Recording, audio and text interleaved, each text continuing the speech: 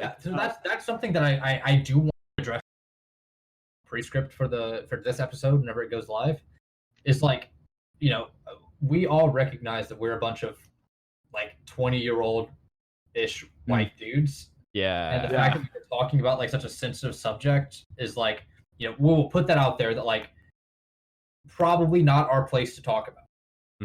Yeah. But the thing about that I was always taught about tabletop role-playing games is that we must use them in order to offer critiques of society and talk about the narrative, like, reflect back the world as it is. And this is a problem. Like any sort of, oh my god. Was that? This is an audio podcast. Race alarm. We keep Brendan. talking about race stuff on the podcast. Brendan's going to get more nuggets. That's the thing, is that it God, may not put them in. Oh my god. It may not be our place to talk about, and we will all freely admit that. But this is all like tabletop role-playing games, literature, plays, all of those are vehicles for some sort of like conversation to start or be had. And we will accept the criticism 100% that it might not be our conversation to have. But I wanted to, I don't know, it's so tricky that like it's hard. Whether we should or should not have had that conversation, I don't know. And there were several times during this episode where I was like, fuck me, like I don't know if like we could continue down this train that we're going down, this train of thought that we're going down. But like that's why I wanted it to be more about the Tangs and less about the half-orcs, because the Tangs narrative, that's our story, and like owning up to like, why did this happen, how did people let this happen? It's like, like it was white people in America, and like, yes, it's obviously wrong, and all the characters recognize that it's obviously wrong.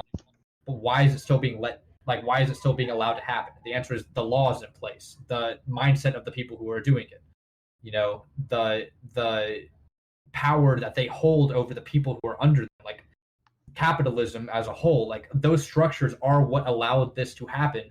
And that's what I wanted the narrative to be about, is who are the people who did this and how are we all complicit in the fact that it happened, I'm going to be honest, this session would have been very different if Walter would have remembered to go to the stables at 1 a.m. Oh yeah, no, I realized that. The session would have ended out very differently. Absolutely. My character, because I as a person forgot to do that. I offered. I was like, what to do? Which I was looking at you, Vincent. No, you did say that. You're like, I guess what to do. I was like, no, I just forgot. I just plumb forgot that there was the other thing to do. And that's the thing, is that like it. Who knows? It may have ended the exact same. I don't know. What I do know is that I was trying to be very careful about which narrative we were talking about, and that it wasn't the narrative of the oppressed that we were trying to talk about, because that's not our place to have that conversation. It was the narrative of the oppressors and why they're wrong. Because we, like I said, we all know that they're wrong. The characters, we as people, know that they're wrong. But in order to be better about it in the future, we have to understand not just that they're wrong, but why they did it, so that we never repeat those mistakes, so that we can be better about repeating any of those mistakes, Yeah. It's easy to look and say, like, the bad things in the world are bad because people are bad. That's easy. It's hard to say bad things in the world happened because of misguided people who are trying to do the right thing. And that's sort of the conversation that I was trying to lead us towards, and whether or not we accomplished that entire thing altogether. I think it did, but I don't know. I think we did do a good job of tackling, as you said, the oppressor's point of view. I really thought that specifically Vincent and Glenn did a really good job handling such a delicate subject. Yeah, I agree. Thank you. Yeah. And like I said, I will totally. I'm completely open to criticism on it. Same. That's the nature of improv, is looking back on it, there are things that we all would have done differently, but that's not how it works. Yeah. And we have to accept the criticisms that come our way whenever they come.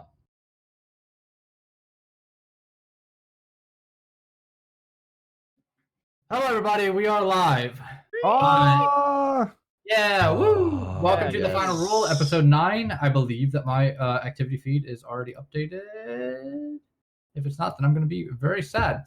How's everybody doing today? Been pretty good, I think. Yeah, pretty good. I'm feeling fine. Well, that's a good thing. Oh my God, Brendan, please. I'm sorry, I had to put shit in the microwave or in the oven. God damn it! I just got back. I was gone for the hurricane, but I just got back like maybe 30 minutes ago, and everything was in a fucking disarray. But I'm present, disembodied but present. Okay, good. Hey, is the stream online right now? I don't see it. Yeah, online. the stream should be online. Yeah, I see it. Okay, cool. So I'm glad that we just had that lovely time. So welcome to the final rule, everybody. I, as always, am your host, Glenn Underwood, the DM of this campaign. You can find me online at May_tag_official on Twitter or at May_tag_official on Instagram. And I'm very happy that we have the entire gang here today, along with a very special guest. So this is the first time, I think, in 4 weeks that we've had everyone that we're supposed to have on the podcast here. So that's really exciting. Yes. Hey, why don't we introduce ourselves, starting with Chase? Hey, this is Chase Bernard. You can find me at Cut to the Chase 9 on Twitter or Cut to the Chase on Twitch. And I will be playing Dorvis, the half-orc wizard. Hey, thanks, buddy. Justin. Hi, I'm Justin Hayflick. You can find me on Twitter at DDice Gaming, and I will be playing the Green Dragonborn, Kintorla. Thank you very much, Vince. Hey! Oh, God. Sorry, I gotta deal with that later in editing. Hi, I do. I'm Vincent. I yell sometimes. You can find me on Instagram at I'm a Theater Major, where I post stuff about me doing theater major stuff like acrobatics and shit. I don't know. You'll see. I played a role of Walter Tang. Thank you, Vince. Middle-aged racist gay man. There we go. And Brendan? Brendan Bice. You can find me at Twitter and Instagram at Brendan Bice, and I'll be playing Brooke Pendleton II. All right, thank you so much, Brendan. And last but not least, our very special guest for this week. Why don't you go ahead and introduce yourself? Hi, I am Zach. You can find me on Twitter at Zaxby and on Twitch at the same. And you can call me Kukulane, Human Paladin. All right, thank you so much. So for everybody listening at home, what is your first time tuning in? We have a sort of spiel that we go through in the beginning, so I'm just going to go through it really quickly, make sure that we're all on the same page as far as what it is that we're doing here, because I think that is pretty neat. So we are a completely, and thank you, Vincent, for that affirmation. We are a completely improvised D&D campaign, and you might be thinking to yourself like, okay, well, isn't all D&D sort of improvised? And yes, to a certain degree it is. However, for most D&D campaigns, the DM will sit down for hours beforehand at least and basically prepare and prep for the next session. And all the characters come into the campaign with some sort of backstory. The world is built by the time that they enter, at least to some degree, and you sort of go from that starting point. We decided to be lazy and forego all of that in exchange for us having a harder job later on, where we did not have a world built. I do no prep beforehand, and the characters started off as mechanical shells instead of having any backstory whatsoever. So everything you see and hear as part of this campaign is made up on the spot. Or has been made up on the spot at some point in time. So we are on episode 9, which is our 10th week of doing this.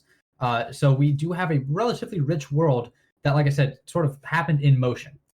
And in order to make sure that we are doing this effectively, improv does have some rules that we follow. There are 5 rules of improv. The first of which is yes is always the answer. Yes and is even better.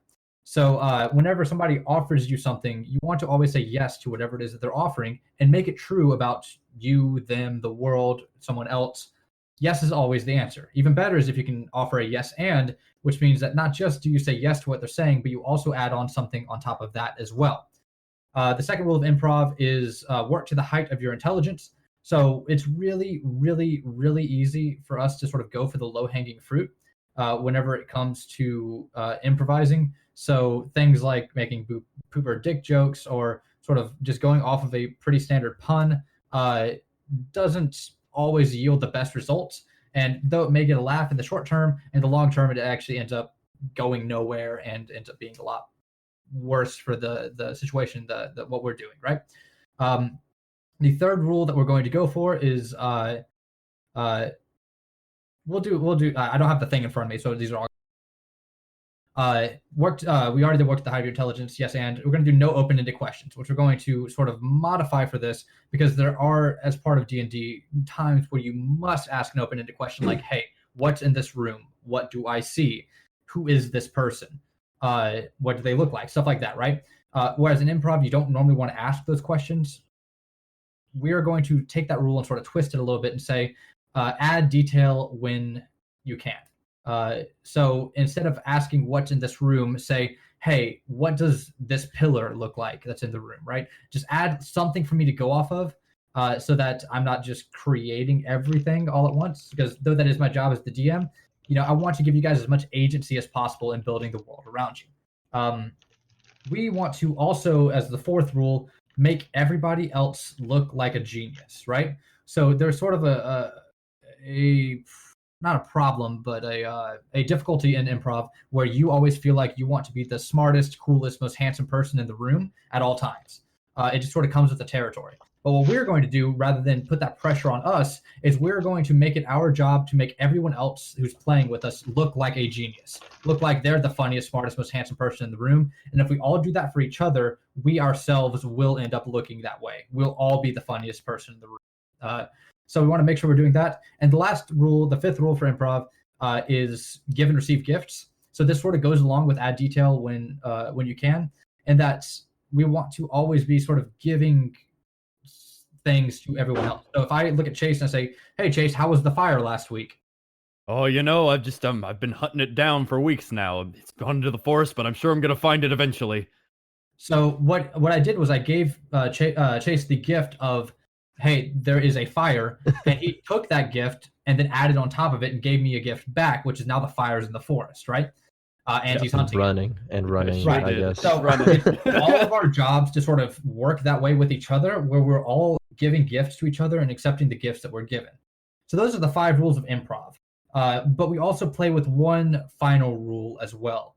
The final rule that we play with is, because this is D&D, rule 0 of a tabletop role-playing game, which is whatever the DM says goes, right? There are times, and it hasn't really happened yet to certain degrees. I've had to retcon a couple of things here and there, but at the end of the day, what I say is true about the world is what gets entered into the canon for all of our sakes. Just because we are improvising, and it will become hard for us to sort of keep up with the world and our lore if everything that gets said has to be justified in a grand scheme of world building. It just becomes a bit hard for us all to keep it straight for each other. So at the end of the day, I might have to veto some things, I might have to retcon some things, but whatever it is that I say is what ends up being true. So we've all sort of agreed to that. That's sort of an unspoken rule of role-playing games in general. So those are the rules that we play with. And also, we do one more thing. So for everyone on this call, I know for a fact that consent in role-playing is important to us.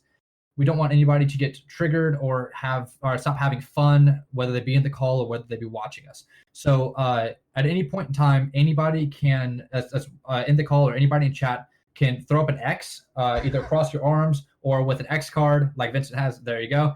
And what that says to me is that it's time for me to. I lost it. Fade to black, or move on from what we're doing, because obviously somebody is getting upset by it, and we don't want people to stop having fun. We don't want to trigger people, right? Yeah. So at any point in time in chat, you can put an X in chat, and that tells me to move on, just in case we ever approach any sensitive triggering topics. So that's everything that we have to say for the preamble. Now it's time for the audience interaction segment of the podcast. Hooray! Yay! Hooray! So, Woohoo! I will be watching in chat, starting now, for a suggestion. A suggestion is a one-word idea of some sort. Anything can go. As soon as we see one in chat, I'm going to take it. That will be our suggestion to improvise around for this session. It doesn't matter what it is. Whatever it is, we'll see. We'll work with. We'll enhance it, work to the height of our intelligence, subvert it in some ways. Panda. Thank you, Spoon48. Our suggestion this week is Panda. Oh boy. So keep that in mind, everyone. If you need to write it down, but our suggestion is Panda. Thank you very much, Spoon48. Thank you, Spoon48. Thank you, Spoon48. Thank you, Spoon. 48. 48. All right. So let's sort of talk about recap a little bit about what happened last time. Talk about so the last sort of events that took place in the last episode were that Brendan, Walter, Dorvis, and what was her name? Oh no, Mitha. I have it here. Mitha. Yeah, Mitha. Thank you so much. Mitha, all were privy to a fight that was taking place between the leader of the Rosemary Corporation, Balazar, and the Artful Four, who consists of Swift, Toric, and a bunch of other people who I don't feel like saying right now. Two other people, exactly. Two other people, exactly. Yeah, just two. It's a lot. That's a lot. One of whose name you don't know. They're pretty tough. Yeah. So in doing as this fight sort of started, you guys got teleported out of the room and ended up face first in the Tang Estate's front door, being Walter's family. And that's where we're going to begin today's session. Zach, whenever your character is going to be introduced, I'll let you know, and we'll start off with a physical description of your character. That way we all sort of know what Q looks like, and we can sort of go from there. Sounds good to me. Okay, cool. So yeah, you guys, so Walter, Dorvis, and Brooke all get like face planted into the front doorstep of the Tang Estate. And not just that, but being hurled on top of the group is also Ken. Ken is actually fine. It will remain to see. He's at least in one piece. Ken! Oh my God, Ken! Oh my God! Oh my God! Hey, you're alive. Hey, wait! Yeah, Well, you're roll alive. over and just throw up Ken, right there on the ground. Yep, boy, do you. It's right next to your front doorstep. There's actually a potted plant if you'd like to throw up in that. Oh yeah, I'll fern. do that. Okay, yeah, you throw up in the potted fern. Oh no, my mom! No, those are my mom's sunflowers. You can't. Oh God. All right, so Druid, you can't really tell your difference between plants. This is clearly a fern. Well, my mom likes to crossbreed plants, so I mean it could be anything really. Yeah. Honestly, Jotting this down. Yeah. So Ken throws up. If you had to guess, but probably like the teleportation spells probably have something to do with because the Rosemary Corporation has been the one sort of zapping people around, right? And it probably has something to do with the contracts that were signed as well as proximity to each other, which is more or less what happened to why Ken and Brooke, Walter, and Dorvis have all been sort of zapped around together or separated, right? So the door sort of has two gigantic. So the door is split in two. It's a big like double facing door, right? And across both of them like are two V's on either side, making a big.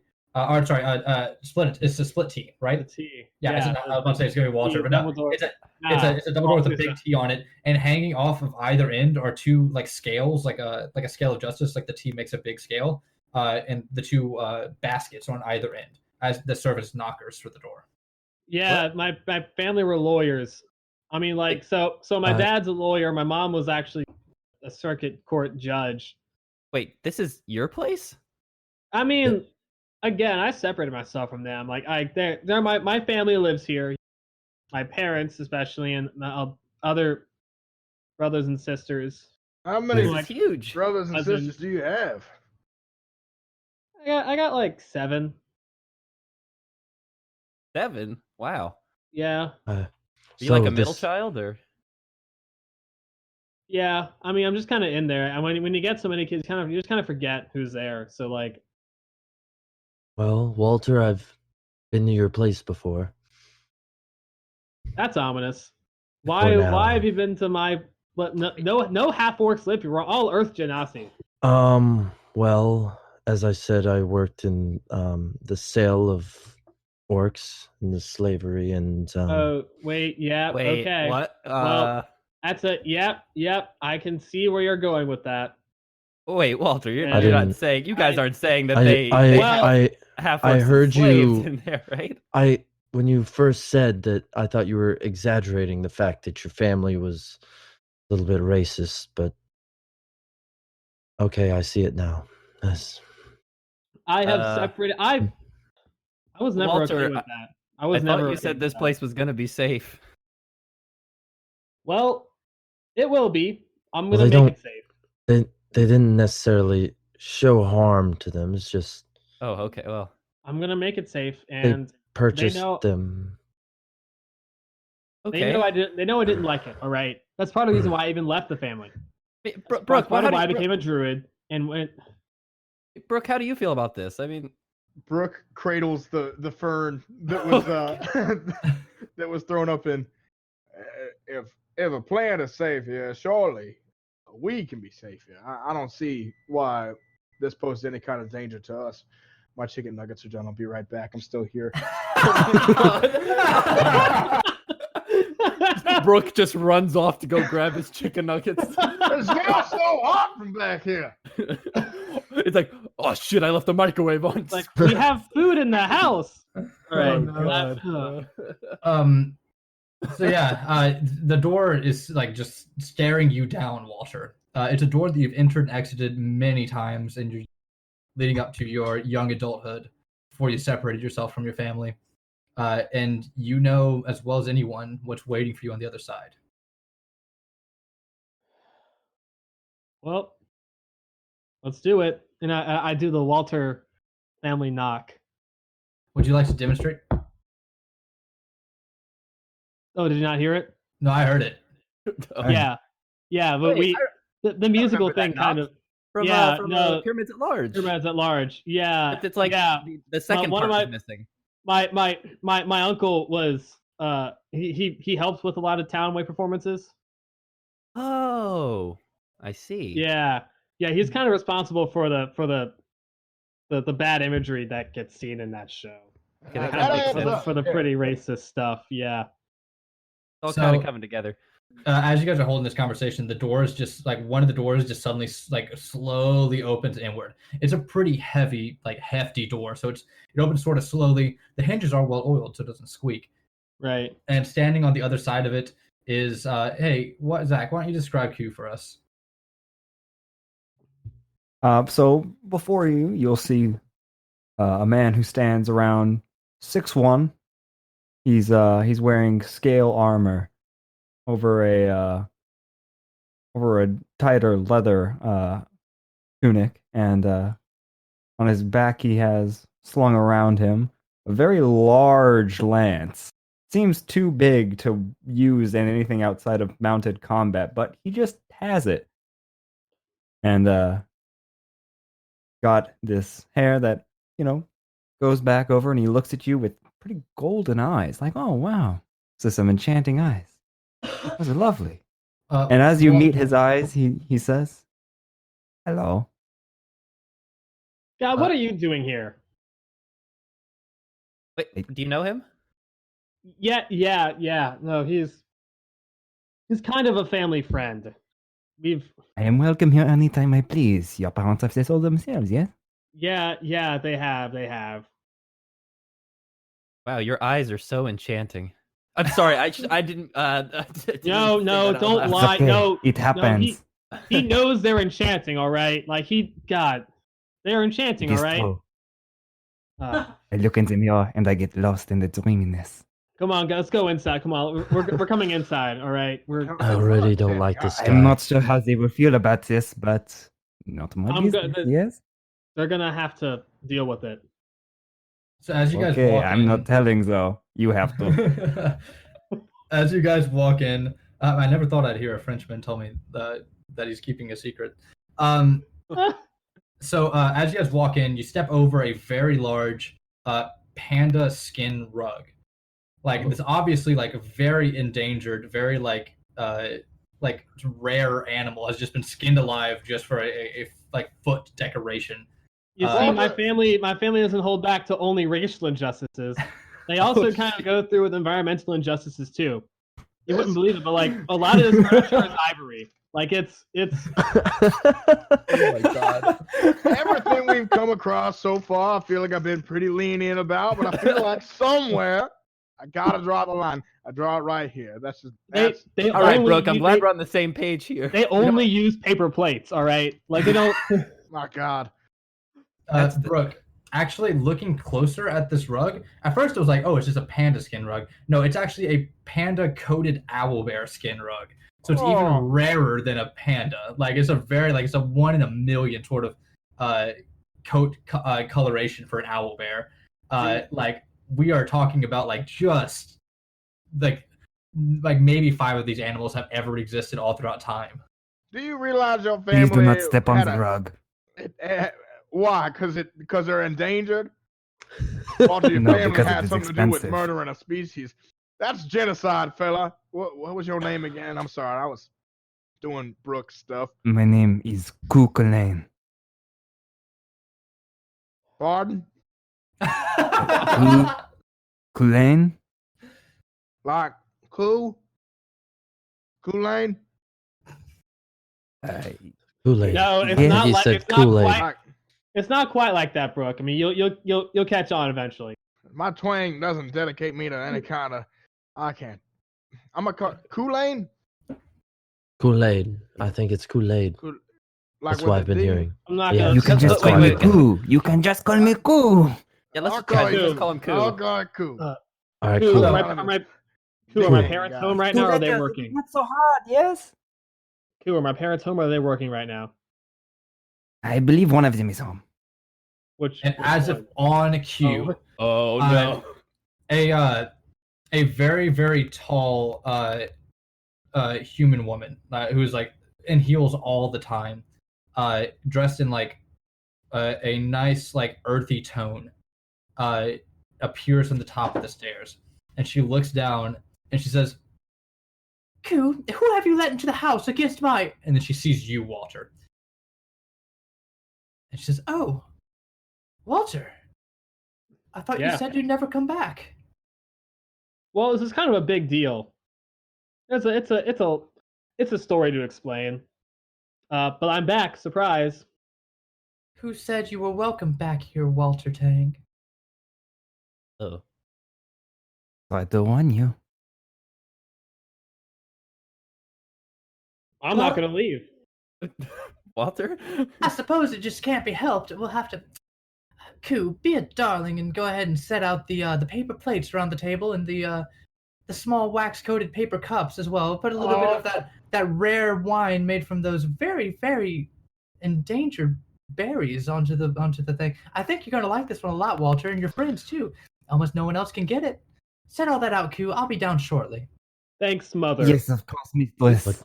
This is the real tragedy. Just all the expensive things, and then just the paper plates and the paper cups. It's like, oh, you just I'm saying, their six packs are all like the plastic rings too. Like it's. Koo takes his leave to go do as his mistress has instructed. Yep. Brooks whispers to Dorvis. Did you just say mistress? Now you know I don't mind many people. I like just about everybody, but I straight up I cannot stand these folks already. No, I'm a little concerned as well. I hope you understand why I left. Walter, don't you think it's a bit odd that Koo is here alone with just your mother here, able to come at any time? I mean, I see what you're trying to say, and I don't really care. Because the thing is that he's been working with my dad for a long time, all right? He's one of the enforcers he's one of the he enforces the law and like religious rules. So like he was kind of a big deal in Silverstown, and then I mean my family liked him enough to where he's able to just kind of stay at our place. Ken, friends don't insinuate that kind of thing about. I'm just making sure. I'm just making sure. That was a Walter big leap. isn't in the dark. No, like pieces are there, but he's here alone. I've suspected it too. With his mother. What do you expect? No, I've suspected it too. And like here's the thing. Even if it is probably happening, I don't care. Guys, wait, guys. I think this is kind of rude to talk about this right in front of Koo. I mean, like, come on. He already went off. He's gone. He walked away. Yeah. You can come back whenever you want to, Koo. By the way. Walter, do you have a bowl, and does Koo clean it? That's why we. No, we actually have other people. No, here's the thing. Thank you. Here's the thing. And so Koo and my mother aren't really alone in the house. There are also other people that are here. Yes, there are many other slaves. Well, What? Wait, hold on. yeah, they're enslaved, and that's the thing. It's because so we know we know how Ghrehndhehl runs on a kind of like federated based government. It's kind of like law of the states. Yeah. They've made slavery illegal in one part of the city of Tilvistown, and it's exactly where they live. Oh, great. Like it's kind of like it's. Walter, why did you fail to mention this the until entire slave land. now?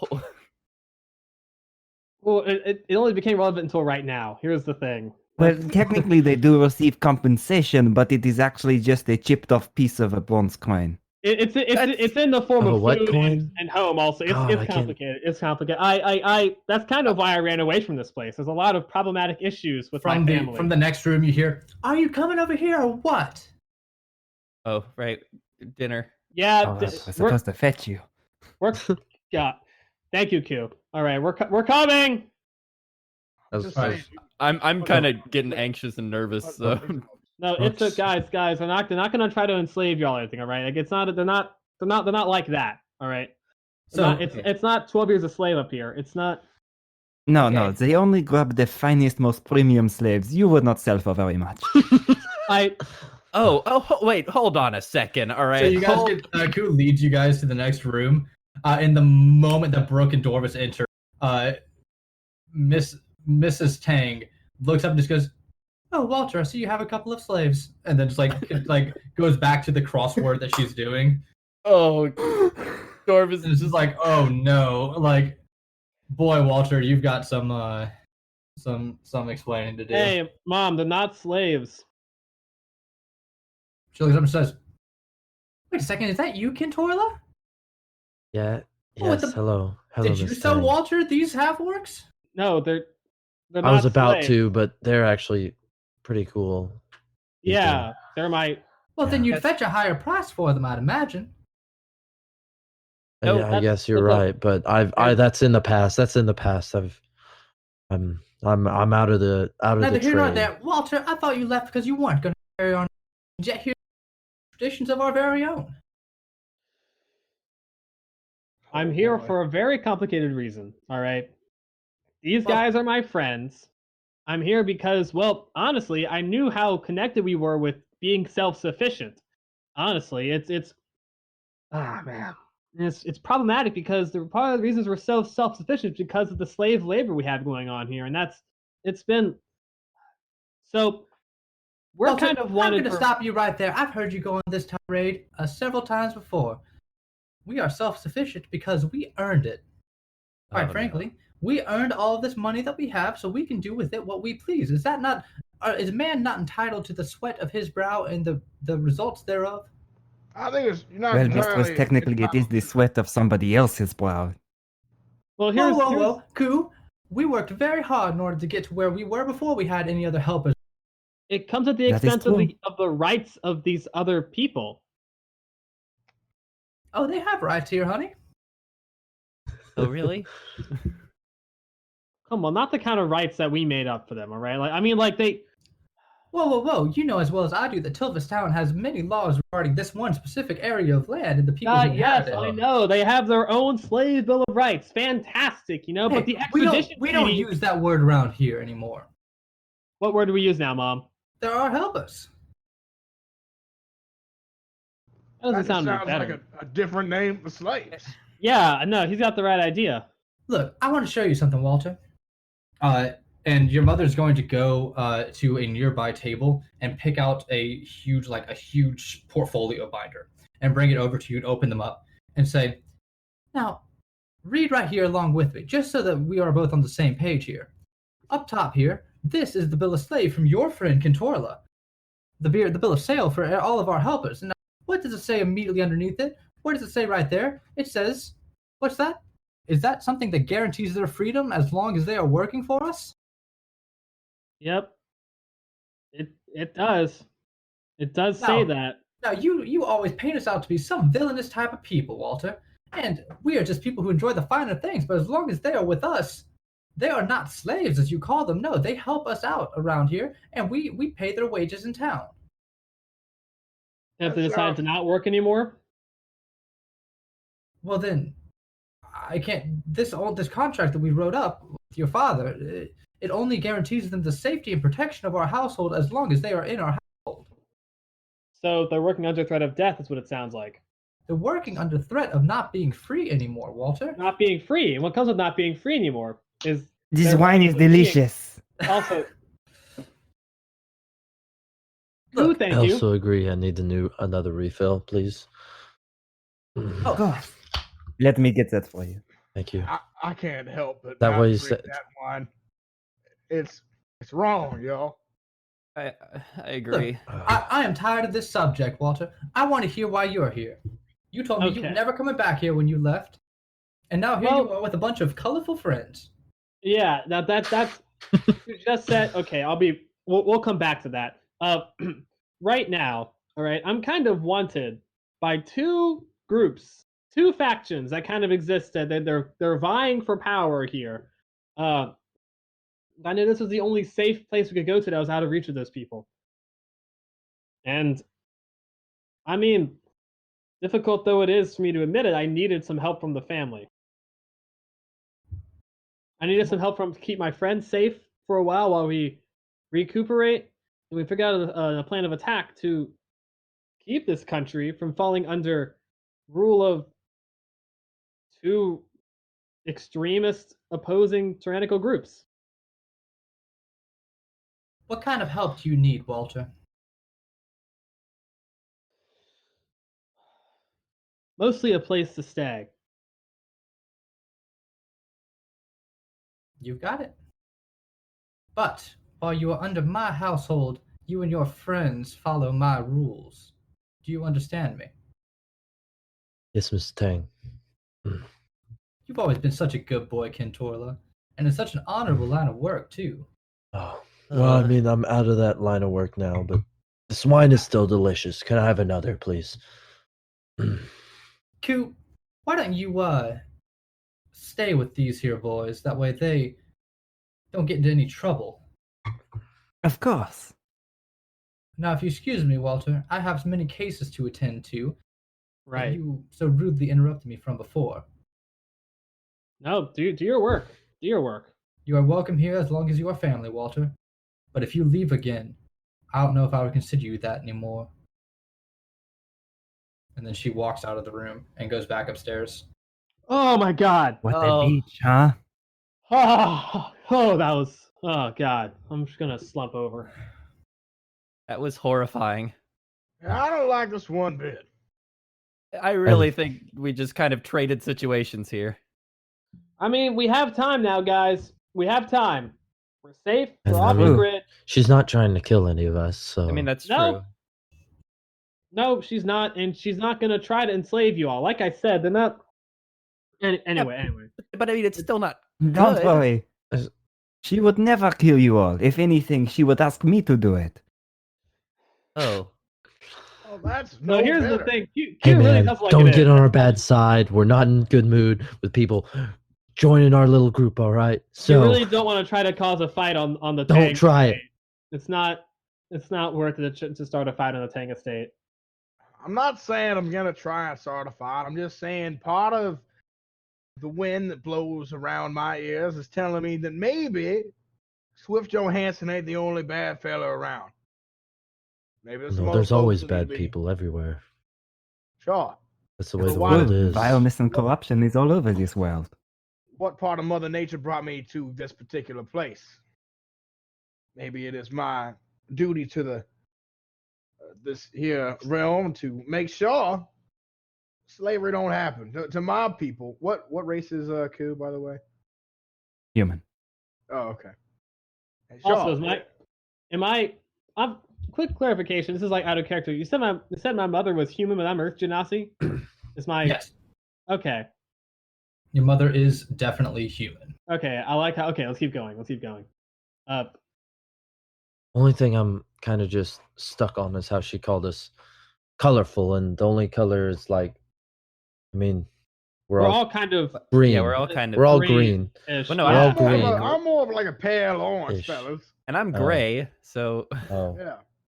like she's. I There's a can lot of see a little problematic. bit of green tint in all of us. I'm just saying. But okay. all right. Not Well, me. well, look, Walter, where are we gonna stay? Like, is there a room or? Probably Well- some kind of Oh main Jesus, what happened there? I don't know. Hold Oh, I on. think I just set down my. What is that? Does somebody have Twitch open right now? Can you mute that real quick? Yeah, my Twitch is muted. It's not me. It's not. My Twitch is muted. Mine's muted as well. What is happening? Maybe it's Well, you we're put gonna- back on yourself. No. It is someone else's stream going. I don't hear anything. It must be on my end. Hold on, give me 1 second. Yeah, Okay. I don't hear anything Okay. either. Me Where's this neither. coming from? What is happening? It's like literally, it's like a Street Fighter 5 thing going on right now. I think that's on the homepage of Twitch, Twitch? right now. Yeah, it's How on is that playing? homepage I of don't Twitch. have Twitch open. What? All right, hold on. I'm gonna stop the stream. I'm gonna reload it. Okay. Okay. Cool. All All right. right. Bye, Sorry, everyone. guys, That's hold the end on. of the stream. We'll be. Well, actually, is there a way I can?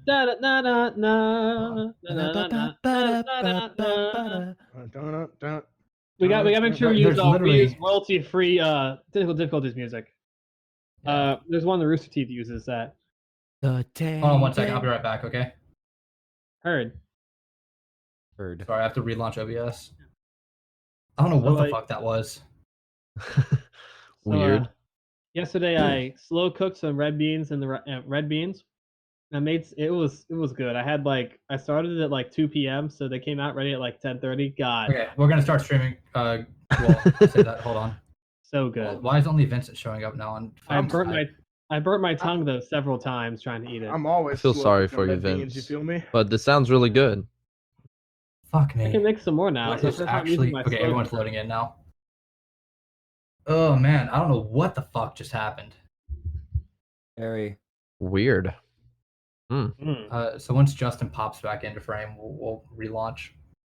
But I'm right here. Yeah, Justin's in. Yeah, frame. you're not. I know, but you're Yeah, I not, know. No, I know. you're I not know. the I was just. thing. I just realized you can't read my I'm just barbarian being shirt dumb. 'cause it's backwards. I feel so fucking No, stupid. I can right read now. it. We can read it. We can read it. We just gotta be smart. What does it say? We can barbarian. Well, you've seen the shirt. Yes, but we can read it. It's left to right for me. Okay, ready? It is. We're going back live in 3, I think. Yeah. 2, 1. Bam. All right, we're back. Just in time. Thank you for following. The Moomin. Thank you so much for coming into the stream as we relaunch it. Yeah. man. Thank you, Anna. Thank you so much for following. I don't know if you guys. I imagine you could hear what happened, but for some reason, a Street Fighter 5 stream started playing on top of this one. I imagine that it had something to do with the program that I'm using to stream got like crossed somewhere. But anyway, we're back, and Mrs. Tang just left, and we were talking about that. So let's continue to talk about that. So because y'all are guests, we have guest accommodations. We're not gonna throw y'all in some kind of like very, very like racially dubious housing. Slave right. pen? You're saying slave pen. you You're dancing see, around that's- slave pen. I am because again I'm into the straw here. I'm very ashamed of this. All right, like this is like this. I can't think of anywhere else safe to go. All right, this is. I mean, yeah, that's fair. Hey, angry nature man. What? Pardon? You have a lovely garden. What did he say? Angry we're nature man. And- Am Oh. I the angry one? I'm a pretty peaceful, mellow guy, I feel like. You seem upset. Are I you mean, getting angry? hey, I've never been upset until I rolled in here. That's where the straw that broke my camel's back. There's a lovely garden in the back. No, we have some nice guest accommodations in the estate that will house us all safely. I have Cool, my you- room I can go to. And Hey, Brooke, Yeah. Well, Wanna how's go it check- going? you want to go check out the garden? I do. I feel like there's some kind of ploy to secretly turn us into slaves, but I'm never gonna No, turn I'm not. down the chance to No, save I'm the gonna. It isn't that. Go. I'm gonna go with you guys then. Like I don't want to. That's I fine. We appreciate just, that. I just. I suppose we'll all go. Can I bring Fine. this bottle of wine with me? All right. Yes. I'm gonna go to my room and I'm gonna go get like I have like a Tang family crest and I'm gonna put it over on my person right now just so that like people will see. Oh, I'll say you have a brooch. You tore off the brooch whenever you left, that makes sense. but Yeah. it's the same T with the two scales on the end that Uh-huh. that's on the door. I put it on like guys. They're not gonna bother us if I'm wearing this right now, right? And I say you're with me. So let's. I am also here. Ken, Thank will you you. hand me that Doom. bottle of wine, please? For the love of You're welcome. All right. So the Dorvis, are you going with him to the garden? Yeah. Okay. And Ken as well? Yep. With Okay, cool. my bottle of wine. Yeah. So everyone sort of gets together and you go out the back. So we walked in, there's two doors, then there's like the grand staircase up. Behind the grand staircase, it's sort of like, it's almost like if the staircase there, it would literally be a shotgun, like a shotgun house, where like there is just like glass paneling behind the staircase that lets a bunch of natural light in. And on either side is the entrance out to the back where the Tang family gardens are. So you walk out there, and calling them gardens isn't quite fair. It's more of like an arboreum. Like there are plants here that do not exist in Ghrehndhehl, period. And it's almost as if Brooke and Dorvis, you can sort of tell with how things are laid out here, that it's almost as if it's a nature preserve for some of these plants that are otherwise very much in danger. I'm gonna walk up to a tree and put my hand on it and pray to Alanis, which is my god of nature. Throw some lore in there, a little lore dump for you guys. Ooh. You can understand why it's problematic. Why I can't just burn this house down, because they're actually doing some not terrible shit here. This has swayed my mood. I'm a little biased towards trees and the like. Who does not like trees? Right. It's an unfortunate issue with the strength to make sure I don't kill any folk today. I might be tested, but as long as you think it's right for me to let this go by the wayside, then I feel like I'll do that. I'm really surprised we haven't run into anyone else. This place must be so big. Yeah. Grand. Well, right now it's not really time to work, so no one's really here. Oh, gotcha. Yeah. So they run on the regimented schedule, and it's not garden time right now. Oh, gotcha. That is very true. But it will be garden time in about, I don't know, 10 minutes or so. And Walter, you're sort of aware of this, that at any point in time you could run into a family member, even if they're, especially one of the younger ones. Yeah. One of the three younger ones. All right, guys. What else you want us? We can keep going. Like they're in just plants here. Like we got other stuff too. If y'all want to look at them. Like more plants? I mean, yeah. So the indoor garden. The plants are nice. Like, well, we don't eat these. These are the ones my family's been protecting for generations now. We do have plants that we eat that are outside. What? So I would like to see those plants as well. The ones that we eat, yes, we're allowed to do that.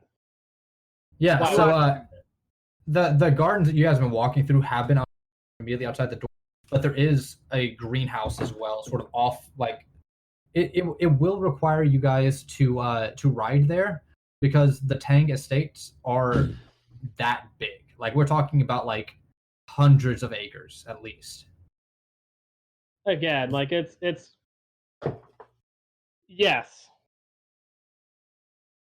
So Would we like to go to the stables? the stables? Yeah. Grab us yeah, we some have- horses. We can ride over. No, like the gardens are pretty far. The outdoor gardens are kind of far. I mean, on the way there's like, I guess, farmland also. But like, we have other gardens we can go see, which has. I would personally like to see every plant that y'all have on this estate. That will take a while. Yeah, it would. No, that's gonna take forever if this place is hundreds of acres big. The greenhouse. So we can go to the greenhouse. The greenhouse. My mom in her spare time likes to like crossbreed plants. That's where you saw the sunflower, the sun ferns that we had Ken barf in earlier. Sure. She grows other like mixtures of plants, which is actually interesting. But I'd like to see those. Yeah, I've never heard any such thing. I mean, Ghrehndhehl did some similar things, but he never did any kind of crossbreeding. It was not crossbreeding. My mom. No, the other things you can't smoke any of these. I promise. They're not. They don't do anything for that. What are you blind, fella? I didn't try and smoke any of the sun ferns. I mean, like you reference Humble Ghrehndhehl, and like that's where you got your drugs from. So like I wanted to lay it out that my parents aren't people that do drugs. Like it's not. They really don't like doing drugs either. Like they don't like it. Pats the pouch of spice further down his little pocket. That's a good idea. Let's go. All right, so you guys make it to the stables. There are a handful of there. Walter, you know that those are for the sand traps and the golf course that is further on down the estate. It's to sort of go down that way. They don't have to touch your family doesn't have to touch the sand, right? Because sand is coarse and it gets everywhere. But there are a handful. There's enough horses there for everyone. And you actually see a shorter half orc who's tending the stables also there. Hello there. He ignores you, Brooke.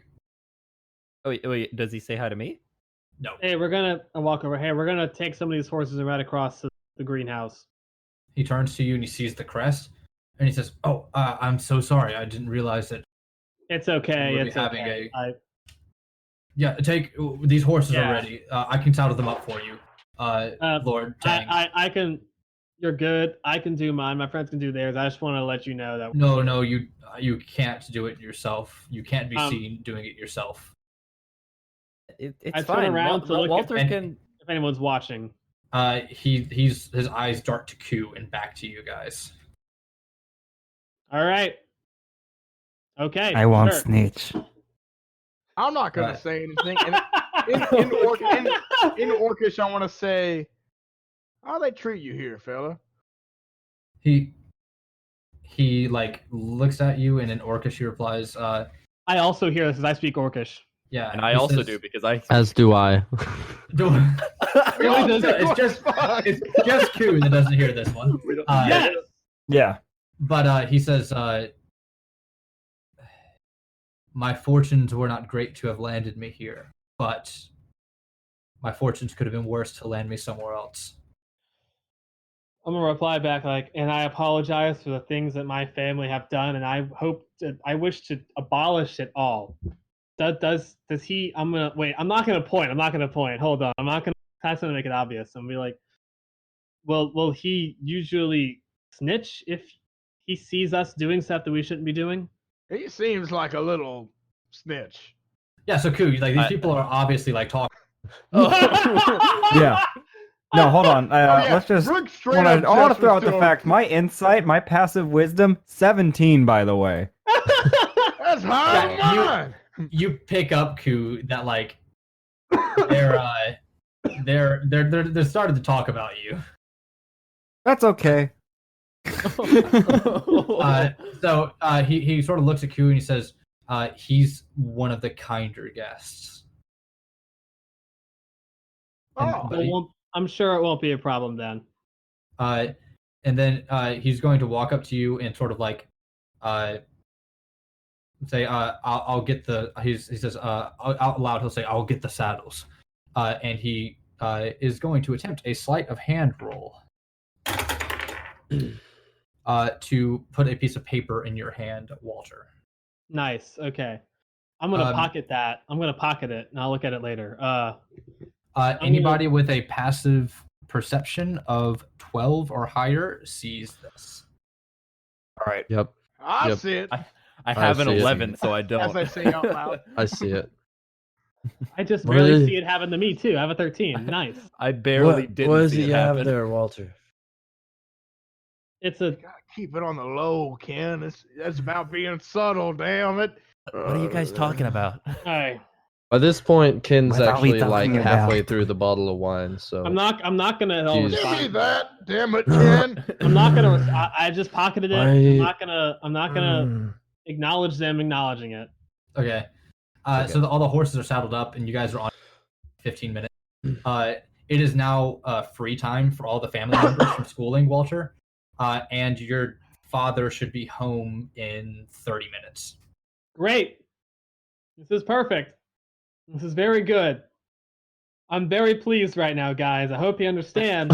I haven't seen my family in 20 years almost, and I get to see them again very quickly. Oh, all at once because we got the family dinner tonight, and it's wow. Oh, there. Family it's, dinner. Will there be more Look wine? at how pleased I am, guys. Mm. Walter, it's okay. We'll figure it out. We always have, and I mean, this isn't the best situation, but I mean, like, you can do it. It's okay. Sure. Yeah. And we can say dirty jokes in Orcish. I didn't realize until just about 15 seconds ago that all of us speak Yeah. Orcish. How do we Yeah, all it know works out Orcish? real How- well. Maybe we have a guest or Well, something come I visit with mean, us. they're orcs. I I don't used to speak sell orcs, Orcish. and you owned orcs. So I mean, it I makes mean, sense. Yeah, it's kind of why I learned Orcish as a youth. It was kind of it's. I'm sorry, I can't. I keep delving into the complicated history of my family. All right, let's go. Let's go. Walter, it's Yeah, fine. you're really big into dubbing in your past, Walter. We're kind of at you my okay? house where I grew up. I think Ken's a little out of it. So Whatever. you should drink Whatever, and horse, man. Ken. I love horse riding and drinking. Why can't they both be done together? Huh? I don't know. It seems a little dangerous to operate horses. like- Dangerous is my middle name. Ken, give me a As long as the roll. horse is not drunk, it's fine. I Oh, mean, yeah, the right. horses. You the can horse- see only matter if the horse can see. Yeah, the horses are pretty well disciplined. You know, all things Constitution considered. save. Yeah. We all think Uh, Code of 11. the Manor was a good idea. All right. So Ken, give me an animal handling check with disadvantage. All right. Oh, all yeah. right. Perfect. Perfect. Oh yeah, no. That's animal handling. That's a 4. You go to mount your horse and like you get up on it and then fall immediately off the other side. Go, Ken. I'll be all right. I just kind of look. I do Who this just every looks time over I at him. get on a horse because it It makes me it know would what la- it feels like if I were to get bucked off. That actually it's makes to prep a myself. fair amount of sense. Yeah, I think. Okay, Ken. Yeah. Setting my pain tolerance to a certain So level. Ken gets back, like scrambles back on the horse, and you guys all start riding towards the greenhouse, which is about like a 10-minute ride. And like as you're going, you guys notice that Ken's horse is like drifting off to the side, like while the rest of you guys are going this way. Ken's starting to go off to the side. Ken, God Ken, damn turn it. right, turn right. Ken, stop I it. see. Ken. Yep, I'm right here. I'm gonna. Hey, I'm gonna Brooks, pull you my still have horse that wine? over- It starts to veer back, and then it goes off the other side. No, Ken, please. Ken, get back. Ken. Oh, If I any of got y'all are it. good I at got riding, it. I I say got we it. just kind of ride on I both got it. sides of them, kind of corral them forwards. Yeah. Also, and Yeah, Ken, let's- I'm gonna hang on to the wine. Can we try to It's keep a the horses? hog. Yeah, I'll say that you guys are fine doing that. Okay. Yeah, you're both druids. You are not. You're not a druid, Dorvis. Walter and Brooke can do it without a problem because they're both druids. If Dorvis and Brooke are doing it, Dorvis, I need an animal handling check from you. All right. I'm gonna do it. I'm gonna help him out with it. So you don't have to do Oh, it. okay. Okay. Yeah. So Walter and Brooke sort of corral Ken like right on either side of him. Ken is like in the center of the group, and you guys run off. You guys get there. Pretty much no problem. Oh, hey guys. and- I wasn't sleeping. And the greenhouse is probably about the size of a like I said, probably about the size of a standard one-story house in Louisiana. Like it's a pretty big greenhouse, you know. Jeez, So, Louise. She has a lot of plants she experiments on with, rather. Yeah. So in here, we have Brooke. You don't even recognize like half of the plants that are in this building. Is there a sun fern in here? Yes, They're all there's a sun hybrids. fern. There is all these plants are hybrids of either of each other, like again a sunflower and a fern, or hybrids of hybrids. You know, she's made Like a a sun fern and a rose date, a raisy. Yeah, or like a sun fern and a. I mean, she's combined a sun fern and an orchid to make like wonderful sunflower orchid vines. There's just so many different colors. Yeah. Glenn, does it look like I can crush any of this up and smoke it? Oh God. Let's find out. Oh no! If they did it was unintentional. Like it's definitely. I will say, does it look like it? Immediately to you, no. Does that mean it's not possible? Immediately to you, maybe. I'm just gonna go up to the. I'm gonna wait until everyone's kind of wandering around and I get a little bit by myself, and I'm gonna sniff for the dankest hybrid flower. Bro, say- not good. I'd say yeah, they all kind of smell pretty good. It's interesting. Y'all can go look around. I guess it's all interesting plants we have here. You would think like all these different plants making these different aromas would like clash, but they all just kind of melt into like this beautiful smelling harmony. Oh, My mom's been Smells like obsessed with this stuff for years. Yeah. She knows how to kind of do I this. smell bacon. So, I'm going to go look at the PM. all right. So, Q goes off. Ken, drawn by the smell of bacon, goes to like investigate that.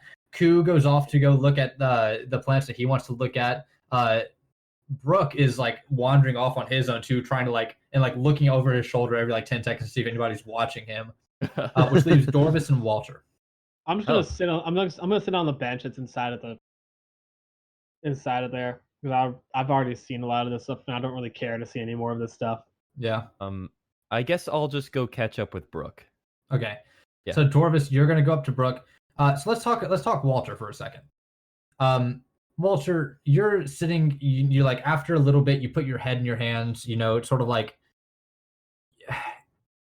I mean, the question has entered your mind as to whether or not this is the right thing to do. You know, and that question has been on the forefront of your mind since it sort of has been relived to you the horrific things that your family is doing. And it just, you're not sure anymore as to like what's the right thing is. And as you have your heads in your hands, a bouquet of flowers sort of gets thrust into your face. Ah, And you look up to see your sister, Delilah, the youngest sister. And before you left, probably, you said it's been 20 years? yeah. Second youngest sister, who was barely born whenever you left. So I wouldn't recognize her, I guess. Probably not. She's about 21 and also an Earth Genasi. Yeah. Well, hello. You do notice the brooch on her. Dang. Yeah, Okay. the Tang crest on her dress. Are you? She looks like says, "Are you?" That's a smart aleck answer. All right, you. All right. Look, no, Take I'm the trying- flowers, Walter. Always liked Mom's popcorn flowers. I know you do. And she sits down next to you, and she's really short. Like her feet don't touch the ground while sitting on the bench next to you. And she sort of stares off for a little bit. And she says, "So how did Mom take it that you were back?" I mean, she didn't tell me to leave, so I'm calling it a victory. Well, let's see what happens whenever Dad gets home. Yeah, She's that's a what I'm good- kind of terrified of. He took it a lot harder than your mom did. Right. Ah. And she looks around and says, and I noticed your friends. What? I said, I noticed your friends as well. Oh yeah, yeah, they're my friends. You're just asking for trouble being here, Walter, with them. Well, I had nowhere else to go was the problem, and they're with me, and I want to make up for all the bad things I've done in my life, the things that I've done that I regret. I want to make up for it, and I know I can't possibly do that by being nice to two half orcs. I can't make up for all the things that I have done and the things that I feel bad about my conscience. But like it's something, right? It's something I can do to make another person's life better. You know. And she sort of smiles and says, "Yeah, I know how you feel. I know how you feel." I just couldn't take any more of it, and I had to get out of here. And I'm sorry I left you. Yeah, well, I don't know how things would have been if you had stayed, but yeah, right now Mom and Dad are paying for my education, so it's not like I can leave. Yeah, I get that. You're getting a good education right now, and I don't want to. It makes sense to utilize that. You know. Yeah. I just hope you're gonna, when you get out, do something to. I don't know. I want to do something to change the injustice this family has been doing for all too long. You know. She's gonna like stand up and say, "I hope you do, Walter. Oh, and don't be so hard on Koo. I think he's a lot nicer of a guy than people give him credit for. I'll see you around, Walter." Thank you, Delilah. Good seeing you. She smiles and says, "I hope we get to see each other again." And then she's gonna walk out of the. She's gonna like skip out of the greenhouse. That's very pleasant of her. Brooke, Dorvis has caught up to you. Brooke, wait up. I mean, I'm not walking that fast. She must be awfully out of shape to. I know. guess I'm just sorry. You're riding the I'm- horses. That you would think riding the horses would be actually a really like easy thing. It's not. It's a I'm little already tired. hard. It takes some out of you. How do you? Yeah. Hey, how do you feel about the whole racial injustice kind of thing going on here? I mean, I don't like it. I mean, considering we're both half orcs, it's kind of. I'm gonna look around and switch to Orcish and go like, you don't think it's a little weird that like that you don't think they're like kind of like eyeing us? Yeah, I switched to orcish too. Yeah. No, I definitely think it's weird. Every person we've passed has kind of just gave us strange looks. I think it was just because we were on the horses. I really also look really different compared to everyone else. I suppose it might be true. I don't know. Just know I'm keeping an eye out for you while we're here. Me too. I'm keeping an eye on you too. We gotta stick together. I appreciate that. What are you two talking about? Yeah, Ken just like bursts from like between two plants, like stumbles like right between you guys. Oh, kid! Oh god! You know, I found a pretty good bed over there. Wait, He's gonna point back, and there's like a 6-foot long bed of flowers that are just flattened. There's a very good bed back there. And those man. flowers, you just. Oh, felt really good to have a nap. Damn it! What We're are you just guys gonna go- talking about? Scoop up all the flowers and just shove whatever he can into his pocket. Oh no! It was figure something nothing, out. Ken. What you went to sleep there?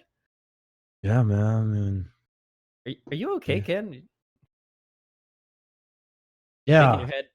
yeah, No? of course, yeah. Oh, okay. Hey, there's Koo, and he's gonna go and walk towards Koo. So I'll say, so just short preamble. Koo, you see Delilah leave, like you watch Delilah talk to Walter, and then you like pick up your name that she says as she like walks out. So before Ken goes over to join you, you have a chance to talk to Walter if you would like. I would. Okay. So Walter's sitting alone on the bench, and his sister's left. You find a right moment, and you go over to sit next to Walter as well. So, must be pretty bad if you actually decided to come back, yeah? It is pretty bad. It's pretty bad. I mean, you heard my explanation, right? I mean, Yes. it doesn't really put it all But- together. You know, a close friend of mine was killed, as well as many other, individuals. The government in Causeway doesn't really care that much about it, or they're a part of the whole problem. And then I saw this. I mean, you're not gonna believe when I describe it. It's hard to. It was terrifying and demonic. This monstrosity floating with eyes everywhere. We were being looked at. It freaked me out, and I don't know what it is. It terrifies me, and as much as I want to destroy it, knowing that it'll bring out some kind of good, it's. I know I'm gonna probably die trying. That seems like a lot of weight on your shoulders, Walter. Yeah. Perhaps it's good that you keep these friends nearby, yes? They can help carry the load. I'm glad I have friends now. It wasn't really easy for the Me past too. 20 years, but now that I've got people to help me out, feels good. Makes It's it a always little nice to easier. have people that support you. Yeah. Hey, how's it going here? What I mean, it's not easy to say what's been going on for the past 20 years, but I mean, what's been going on for the past 20 years? What have I missed out on, I guess? Rapid expansion. Okay, that wasn't all right. There's so much more money here than there was 20 years ago. You did answer It's the become question. absurd. That yeah, you really answered that question. All right. I'm telling you. Your father, he's become a rather savage businessman. That's kind of what I'm afraid of. He seems harsher. Wonderful. Well, it's a good thing I'm here. I came at the right moment to experience all that harsh energy. Oh man, his son coming back from an abandoned family as a from nature. All right, perfect. I'm sure he'd love to see more of me. Well, perhaps. He took it the hardest. Perhaps he meant he loved you the most, yeah? Well, we don't plan on staying for too long. I just hope he can find in himself to forgive me for leaving. Now, Walter, why would he forgive you if in your own mind you have not made a mistake? Wow, that's a good word puzzle you just drew for me right there. All right, nice. I like that a lot. Thank you. I feel better already. So at that point in time, Ken's just gonna like burst from. What's up, Kool-Aid man? How's it going? Oh, God. Hello, my drunk friend. So, are you guys talking about Walter's mother right now? You can't. Have you asked him about that? Have you really asked can't. him? You might want to ask him about it. I mean, I don't want to ask him kinda- about that. it's Is kind he of the asking elephant whether or in the not I room. have sex with your mother? That's exactly what I'm That's asking. what he's trying to ask. Answer the question. I do not have sex with your mother. Oh. Great. Well, Cool. anymore. Well, I knew it. Oh man.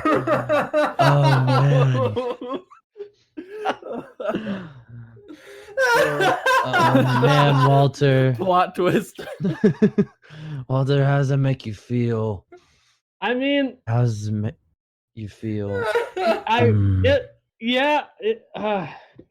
mean, I can't say I don't care, but also I really can't say I care a lot about it. Like, it's, So again, 20 years is a long time. quick question is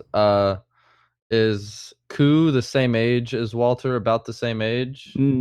Koo's about 27. So this is a very strange. Yeah, because Walter's like 40. Oh man, or like late Yeah, 30s. so- That kind of. Oh man. Oh, man. So whenever Koo was a family friend before Walter, he was like 6. So A religious so figure. Walter, you have I recognize him. I reckon. you have no issue with the little boy that was running around here after you left, started sleeping with your I'm not mother. You very have no little problem now. with that. Well, not You know anymore. what? I kind of do now. Now that you're making me think about it so much, I guess I have a problem with it. You know, the way you're describing it It so was much. not my fault. I wish you Oh, would stop she- talking. Did I you- wish did would she stop engage saying in it? these words that Oh, that man. imply these things about my own mother, who despite the circumstance I love very much. It's Oh man. Well, fun times. Yeah. I'm gonna He's go dynamite take in another his nap. sack. Bye, guys. So Ken's wandering off towards that bed of flowers again. Koo and Walter, you know very, very well that if he's allowed to sleep on any more flowers, that Mrs. Tang is going to be royally pissed. And if Hey, he wait, needs to go to wait. sleep, Well, it's probably time to return to the guest house. I'm gonna try to stop him. I'm gonna try to stop him. Hey, stop! Hey, Ken, stop, please. I'm just taking another I will little wait nap, to see man. if this works. Power Nuh-uh. nap. Power Nuh-uh. nap. You're gonna stop right now. I'm gonna try to pull. I'm gonna try to go over and pull him away. And like, hey, just nap on this bench. Okay. Okay, and I'm gonna use Druidcraft to try to fix the bushes that he ran through. Like, yeah, no, that should be fine. okay, I mean the ones I didn't know he was sleeping on other benches. I just like he ran through like probably some freaking topiary that I want to like return to. Yeah. Previous No, state. so you pretty much make like all the flowers that were like crushed and stuff like that. They sort of like rebloom on the stalks. So it look like, even though all the flowers are still crushed, more flowers take their place. So you're pretty much excellent good to go work, there. Walter. Thank you. This is actually news to you, Ku. Whenever Walter left, he was not a druid. I did not know you had become a druid. It was part of how I tried to come to terms with my own existence by becoming one with nature. Nature, who does not judge based on race, only based on like survivability. So I mean, What an excellent philosophy. it's what I've tried. It's what I've used to try to guide myself and in my betterment. I too believe that all living things have intrinsic value. Well, that not that the value is any different based on how I'm gonna stop talking. I'm gonna. So the sun's starting to set a little bit, and Ku, you know that it's about to be dinner time. All right, everyone, we should pack up here. We should need to return to the main house and the dining hall. It's almost time for the family dinner. I mean, do we have to? Like, we could. The mistress will be most upset. Yeah, she would, but like, your father would probably kill us both. Okay, well, let's head back, guys. Let's head. So wait, Brooke and I are still kind of in the back of the. Yeah, like Ken ran off. You guys are still there. I clap my hands to summon everyone. You guys hear something? Well, yeah, it's about time to head on back. Mosey on back, really.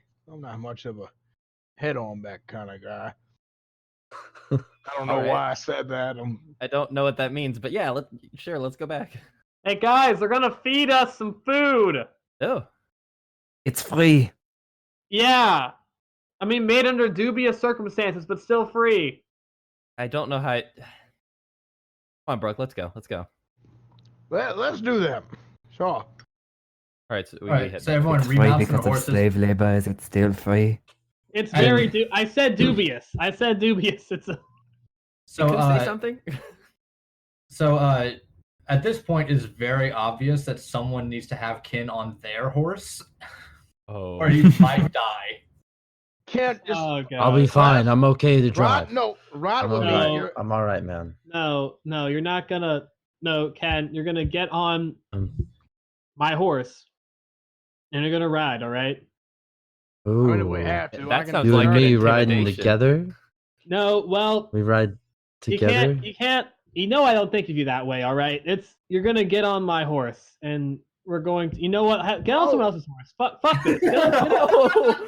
Get on a different horse. All right. And Walter's gonna ride away. Walter's gonna ride away. nothing against. How about my horse, Ken? Also, Walter, does your family know about your? I've ridden away. I've already ridden away. It Do they wasn't. know about your I sexual preferences? I actually totally forgot about No. him being, But Oh no. Brooks is yelling on the street. We have to address everything while we're here. We might as well. Yeah, Can't it's best run not away to from the dealers, Walter. Walter is riding away and ignoring all of this.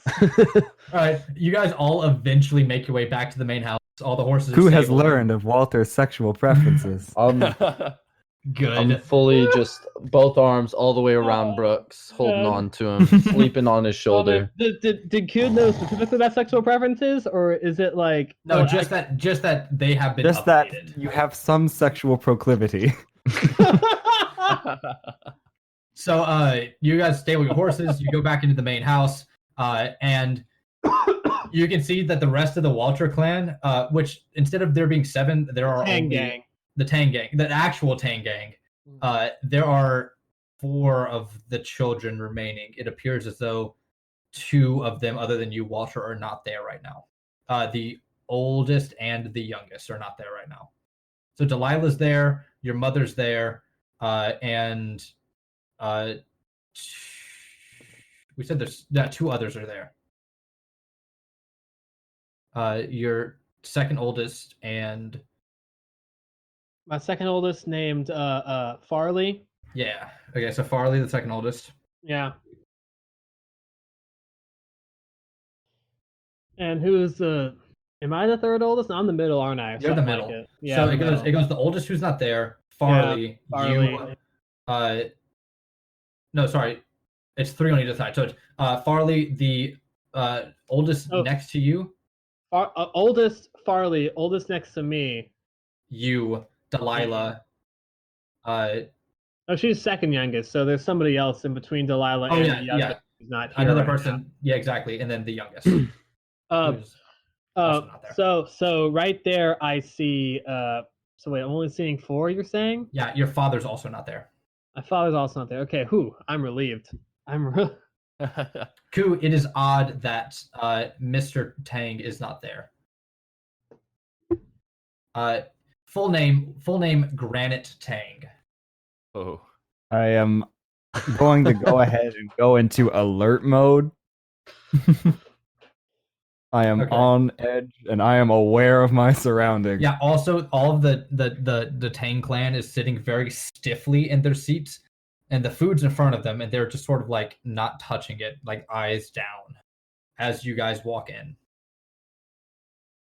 I mean, like, I'm not going to say anything. At the main table, or do we sit at like is this the party? Different table? Again, y'all are guests. Y'all are guests, so we have space on the table for guests. All right, we're not. It's not.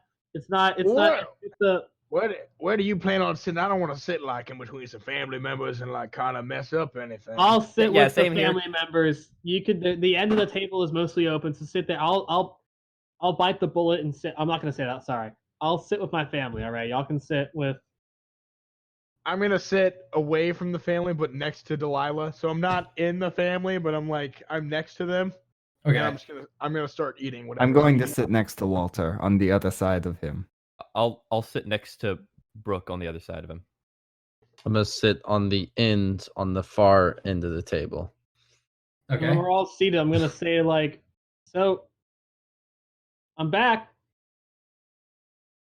Please have a seat now, Walter. Says your mother. Oh yeah, I've okay. I've been sitting. All right. Yes, ma'am. Yes, mom. No, Walter, come have a seat next to your mother. All right. Well, let me go over there then. Give me a second. I'm gonna walk over there.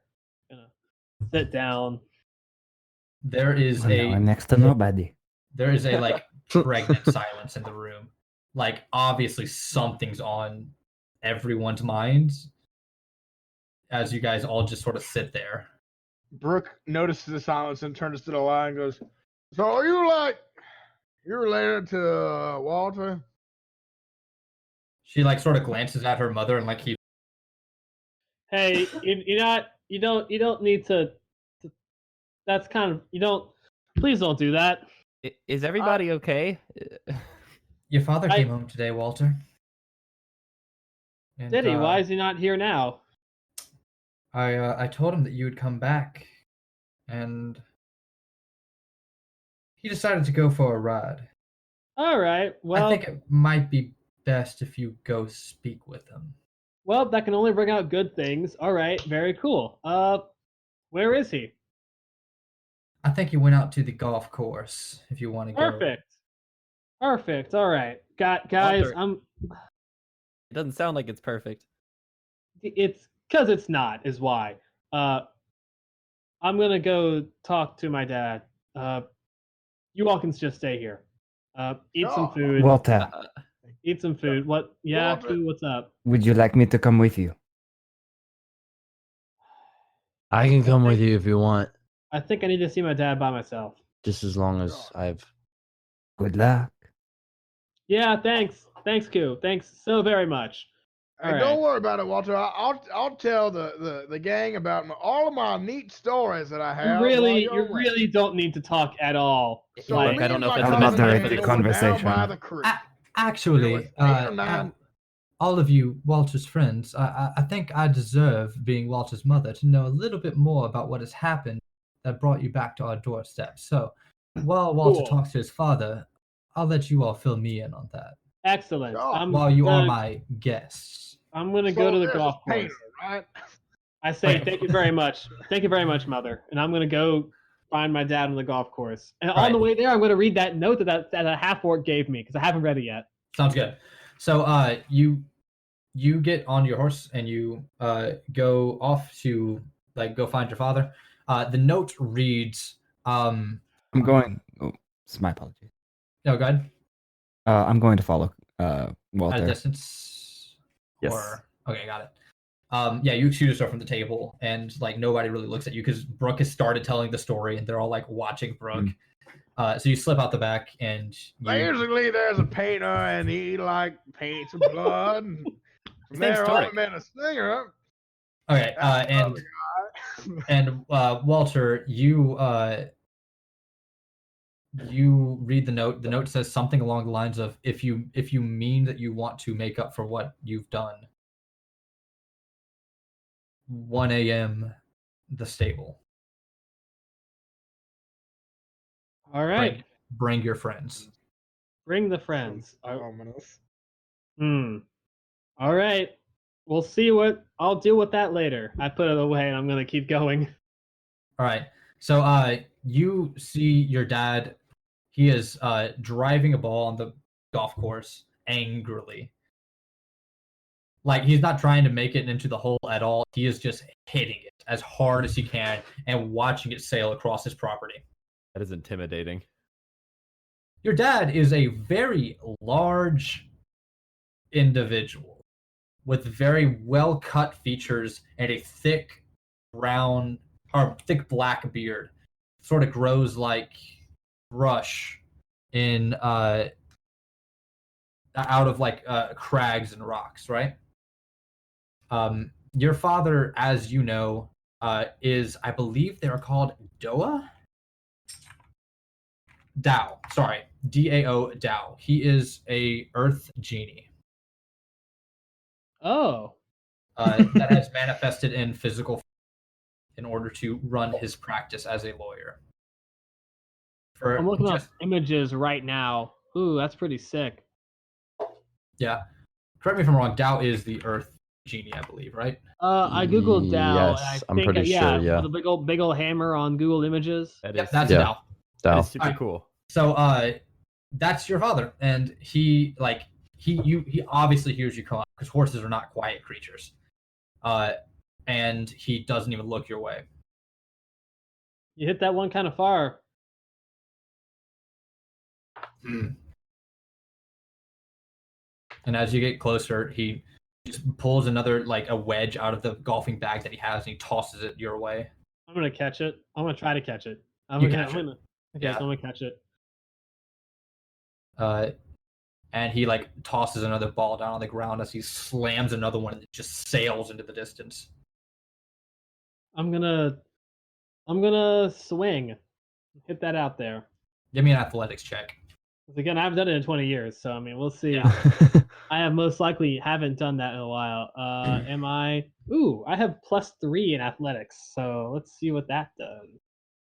Yo. Oh, that's a 22. Yeah, you hit it about as far as your father did.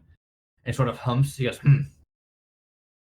You always were one of the better ones out of the kids, Walter. Yeah, I'm back. I guess you know that now.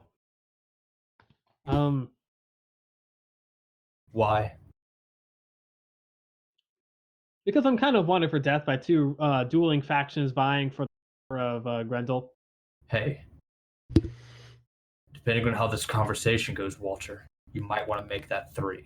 Ah, yes. My own family after me. Wouldn't that be great? Well, I guess actually 4, whatever.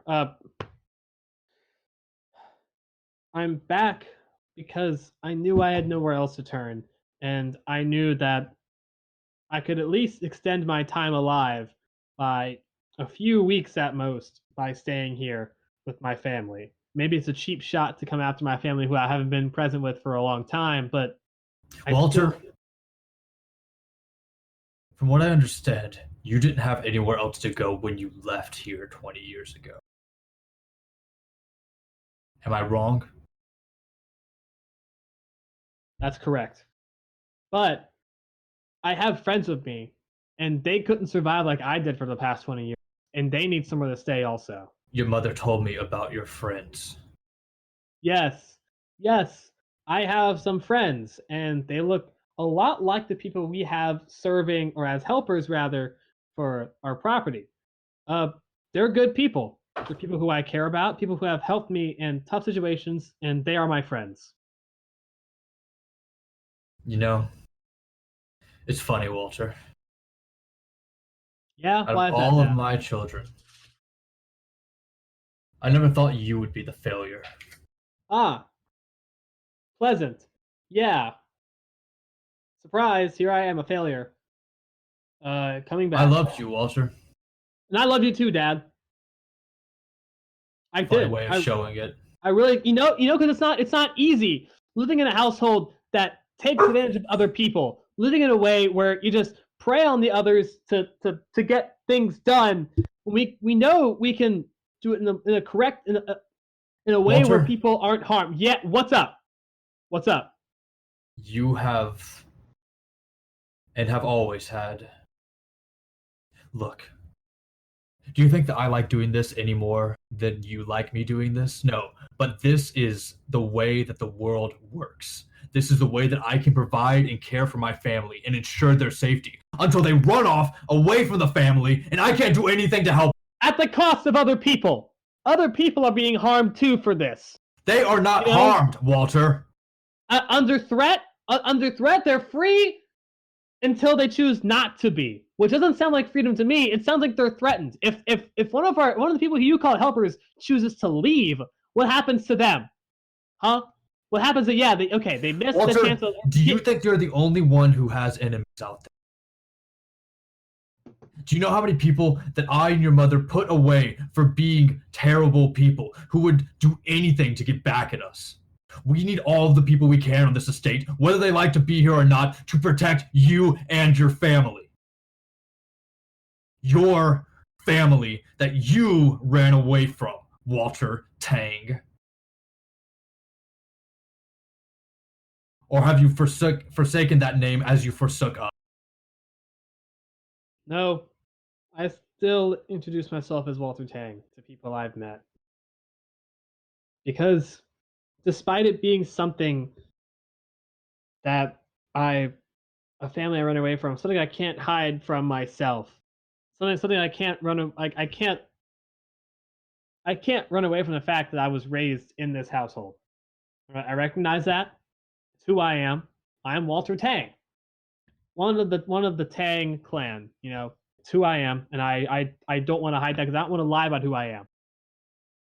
And because I'm not someone who wants to take advantage of other people, I left. Because staying here longer would have been a lie. Let me ask you something, Walter. These friends of yours, do you keep them around you because you're friends? Or do you keep them around you because they'll prolong your life even just a little bit longer as long as they're surrounding you? Walter, I don't think that you are very different from me. Friends are just people that they allow you to take advantage of them. I think it's a very harsh and skewed version of what friendship is. Yes, they're my friends. Do they help me live longer? Absolutely, because they care about me and I care about them. It's equal, it's trade, it's partnership. They're my friends, and they're okay with who I am. They know of the terrible things I've done in my past, and they're still with me. They still followed me, knowing that there'd be trouble when it came to the Tang estate, if I can even call it my own estate anymore. They knew there'd be trouble, and they trusted and followed me anyway. All right, they risked themselves for me as much as I risk myself for them. One day, you'll learn that that is a foolish way to live, Walter. I've seen the world. I've had a family.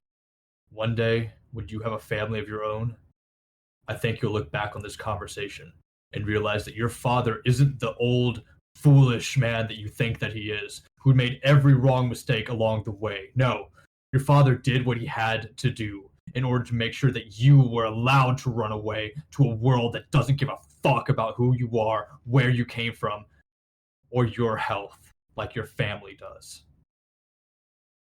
Now go back home, Walter. Now.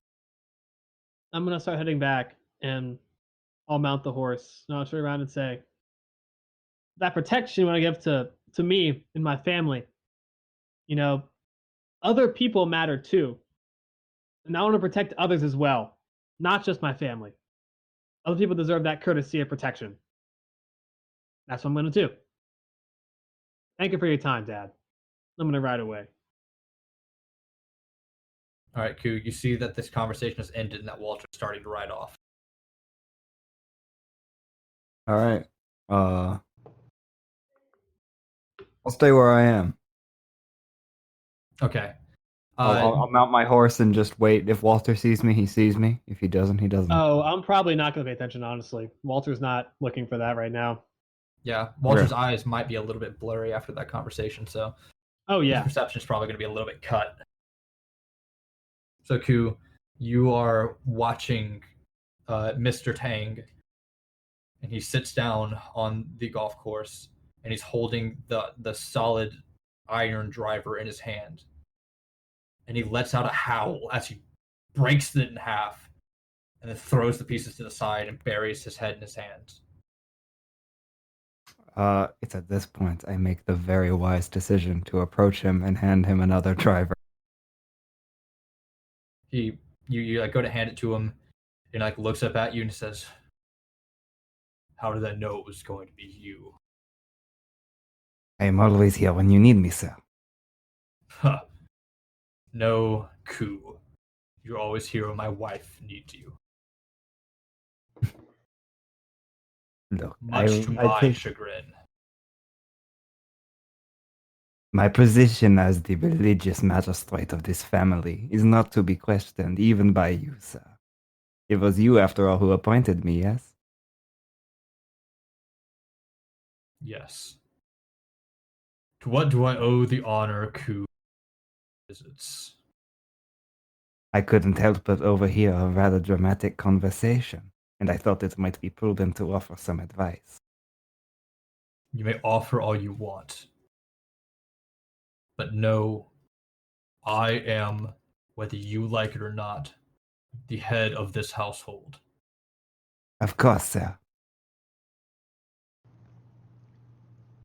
Well, what have you got to say, Ku? Walter is desperate. It is a time like this when a man, even though he is still very much a man, will need his father more than ever. If you play your cards right, you might be able to craft your perfect heir. And what cards do I have right now, Ku? What cards do I have to play in this hand that I've been dealt? You have everything Walter wants. A force to protect them, homes to stay in, beds to sleep in, protection, shelter, money, wealth. You can make him do whatever you'd like as long as you offer him the reason.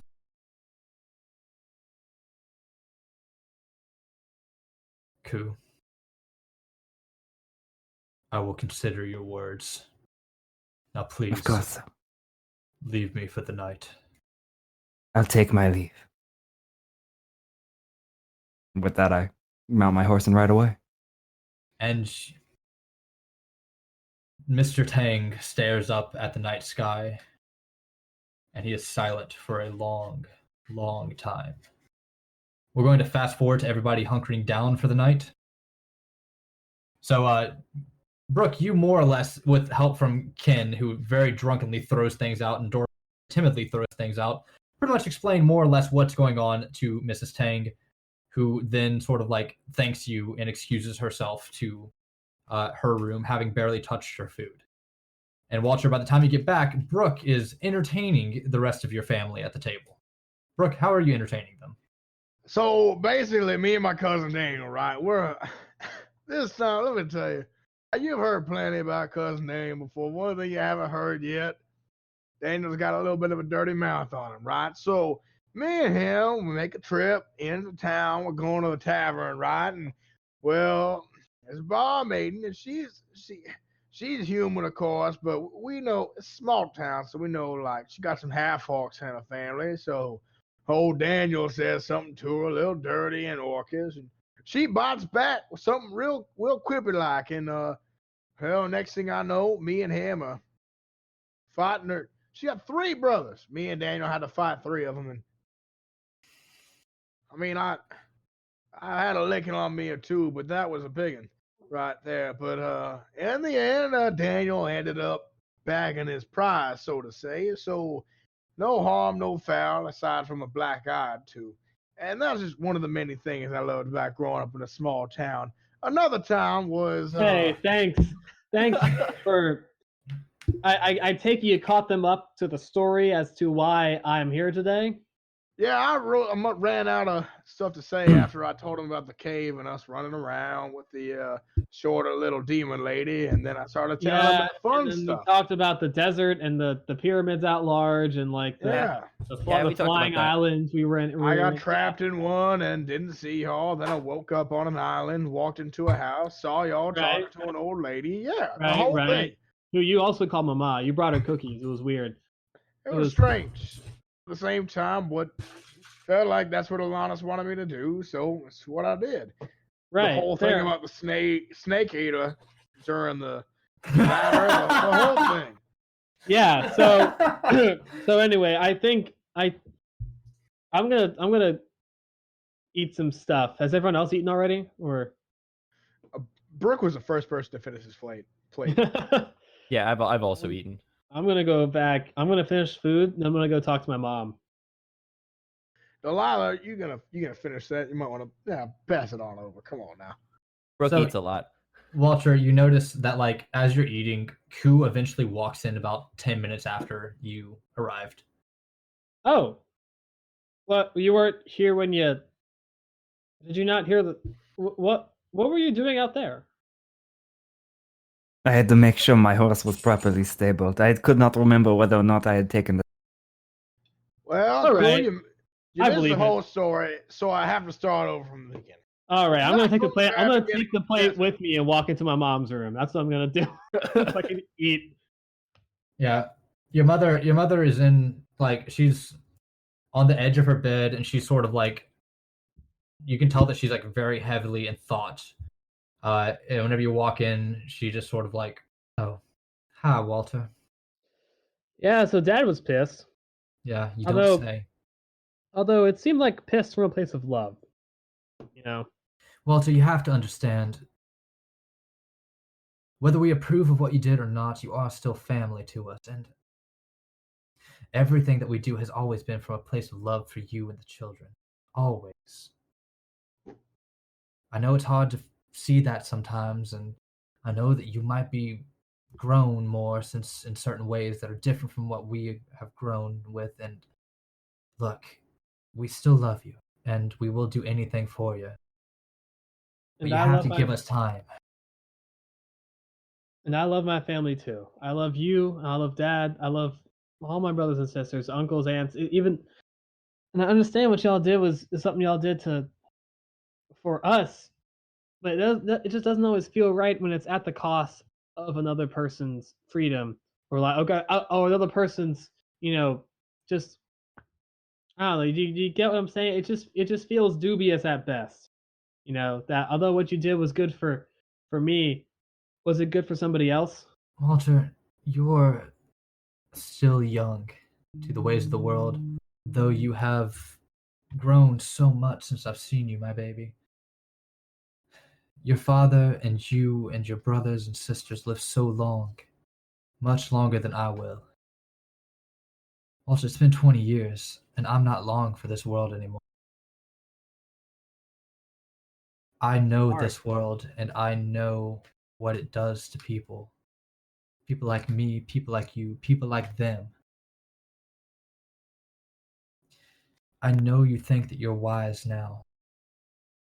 But I think one day you're going to get taught a very harsh lesson, and then you'll understand more with what we're doing here. Now, if you excuse me, Walter, I'm very tired. My old age has caught up to me in these years. I'm not as youthful as I used to be. Right. Have a good night, Walter. You too, Mom. I love you, dear. I love you too. And I walk out. Yeah, so that's we'll say that that's it for the night, unless you guys have anything pressing that you want to do. Just my cousin Daniel's stories. Just Brooke just keeps telling stories. I'm like kind of backing him up. Are we all sleeping in separate rooms? Yes. Oh yeah, that's a good point. Yeah, Okay. y'all are gonna get your own separate rooms in the Tanga The State. big place. It's a big place. Yeah. So the morning rolls around, and by the time that everyone sort of gets up, the Tang's schedule has already started. Both Mr. and Mrs. Tang are probably off doing their duties in the town of Tillistown, and all of the children are either doing their work or at school now. So by the time that everyone gets up, the house is pretty much empty besides the half-orc helpers. Oh, I missed the 1 a.m. thing. Oh well. Oh no. Wait, what 1 a.m. thing? Yeah, wait, what? I'm gonna go to the stable because I forgot about the 1 a.m. thing. Where are you walking to? You literally just said you missed something. Now you're walking away from it. Yeah, wait, where are you going? No, guys, so y'all saw the note I was given, right? Yeah. Oh, yeah. I'm gonna read it out to them really Wait, fast. no, I didn't. What note? Okay, I was handed a note by the half orc in the stable. I read it out to them. What are y'all doing? We're talking about the note that Walter here received yesterday from the stable boy. Yeah. Stable boy. Well, like, here's the thing. I'm kind of terrified it might mean killing my family. Although I super do want to make things right. I also don't want it to cost the lives of my family. Or anyone, really. I don't want anyone to die. Thank you, Blitzen, LOL, for following the channel. I really appreciate it. Thanks, Blitzen. Hey, thanks, Blitzen, LOL, for Blitzen. following the channel. Thank you. Thanks to Blitz and LOL for following the channel. This is the reward you Anyway. have. This is the reward you have. It's an interruption in entertainment This to is true. remind you that we were really grateful for it. All right, this is your I just- reward. I just you want happy us now? to get. Well, Are I you just want to happy get now the you Craig followed boys us? to say it. Are you That's all I happy want. now? Yeah. Is this what you wanted? Okay, let's keep going. Let's keep going. So yeah, I was given this note. Should I go check on him right now and like? I mean, Hey, kind what of was up? seems like you might have missed the opportunity, but it Yeah. might be. It's been a couple know. hours. But I want it to be a not because I hate him or like not because I'm racist and all, but because I like forgot. I had a lot going on that night. You know, like. I understand. You were a little overwhelmed by everything going on, and the idea to read us a note that you had been passed several hours before went way to the back burner, if you will. No, believe me, I get it. Hey, we Well, can go check out the stables if you want. Yeah, I feel like we should just because At this I owe him point- that at least. Yeah. Ku goes ahead and comes down the stairs. He's not wearing his armor, and he doesn't. You know, he must have been training yesterday. He's dressed in a simple black tunic. It looks more like priest robes now, and he has a blue scarf that almost seems part of his ornate wear. Oh, handsome. Well- All right, let's go. Hey, Ku. Less daunting than yesterday. Really brings Sure. out his dreamy eyes. Yeah, he is appearing much dreamier than he was yesterday. Probably about a 20% dreamy. Oh, increase, I man. would say. Oh, I no, I'm- really- I'm not trying to be in 20%. any kind of weird way, but you seem, now if I had to put it on a percentage of between 0 and 100, you'd be about 20% more dreamy. And I mean this in a way of respect rather than any kind of sexual tension between the two of us. more or less, but you do seem dreamier than yesterday. 20% more or less. Dorvis is staring at him a little longer than he should be. It's because I have taken off my armor. This is my more normal wear. I also had a bath. You Great. did have a bath. Yeah, a bath. That'll do it. Great. I think it's I'm more or gonna less a go to the bath. stables. Oh, right. Well, stables. Yeah. Yeah. Yeah. Oh, should I come with you? I'll check on my horse. If you want, man, that's okay. What's yeah, your so- problem, Walter? What? What's your problem, man? Why are you being so rude to him? It. I hope I'm not rude to you. All right. I hope I'm not. I'm gonna turn to Q. I hope I'm not rude to you, despite the circumstances. You know, Just it's I understand What that you are very circumstances? stressed out. it's an What event. It's an eventful kind of. You know. All right, Q. I'd rather you didn't join us. Actually, I think that'd be kind of a. It gives me a second to like step back, and not no offense to you. Like I'm just like kind of going through a lot right now, and like taking a step. Oh, I back get and that. things. I represent the pressure of your family symbolically. I totally understand. Go to this table. Yeah. I'm glad you really saw through that symbolism. All right, I appreciate that. It's okay. I promise I don't hate you. I'll be back. Oh, how nice. And I'm the a- rest of us as well. Sure. I'm gonna lean over to Dorvis and that. What's the deal between them two? And we talked about this yesterday. We're here. I don't remember a thing about yesterday, man. Yeah, you seem really out of it. In a different way, though. You having a hangover? Yeah, I think so. It's all right. Ku is a family friend of Walter. It's Okay. basically all you need to know. Cool. Yeah. So, Walter, you're going to the stables alone? If no one chooses to follow me, yeah. Brooke I is- was gonna Brooke is follow. right behind him. He's Okay, so you guys are all going except for Q. All right. Unless Ku decides to follow. So you guys make it out to the Don't be too mean. you guys make it out to the stable, and you find that the young man who was there last time is no longer there. I got my hood up and like covering my eyes to where all I can see is the ground Yeah. Well, to block out the sun. I didn't ask for his name, so I really don't know who to call for. So I guess There is another person there, however. I'm gonna go. Pardon me, fella. You know the half-orc fella who was working here yesterday. He, like- not gonna know his name. Looks up at you, Brooke, and just Oh.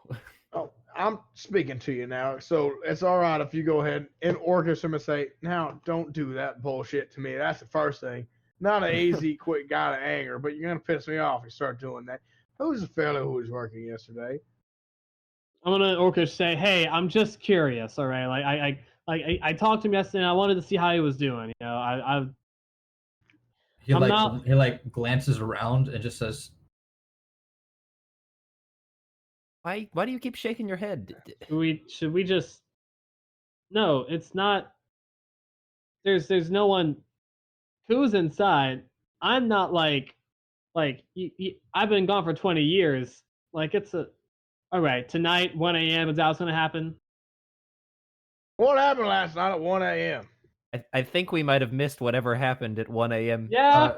he's going to open his mouth, and you're going to see that like his tongue isn't cut out, but he has a sigil tattooed now onto his tongue.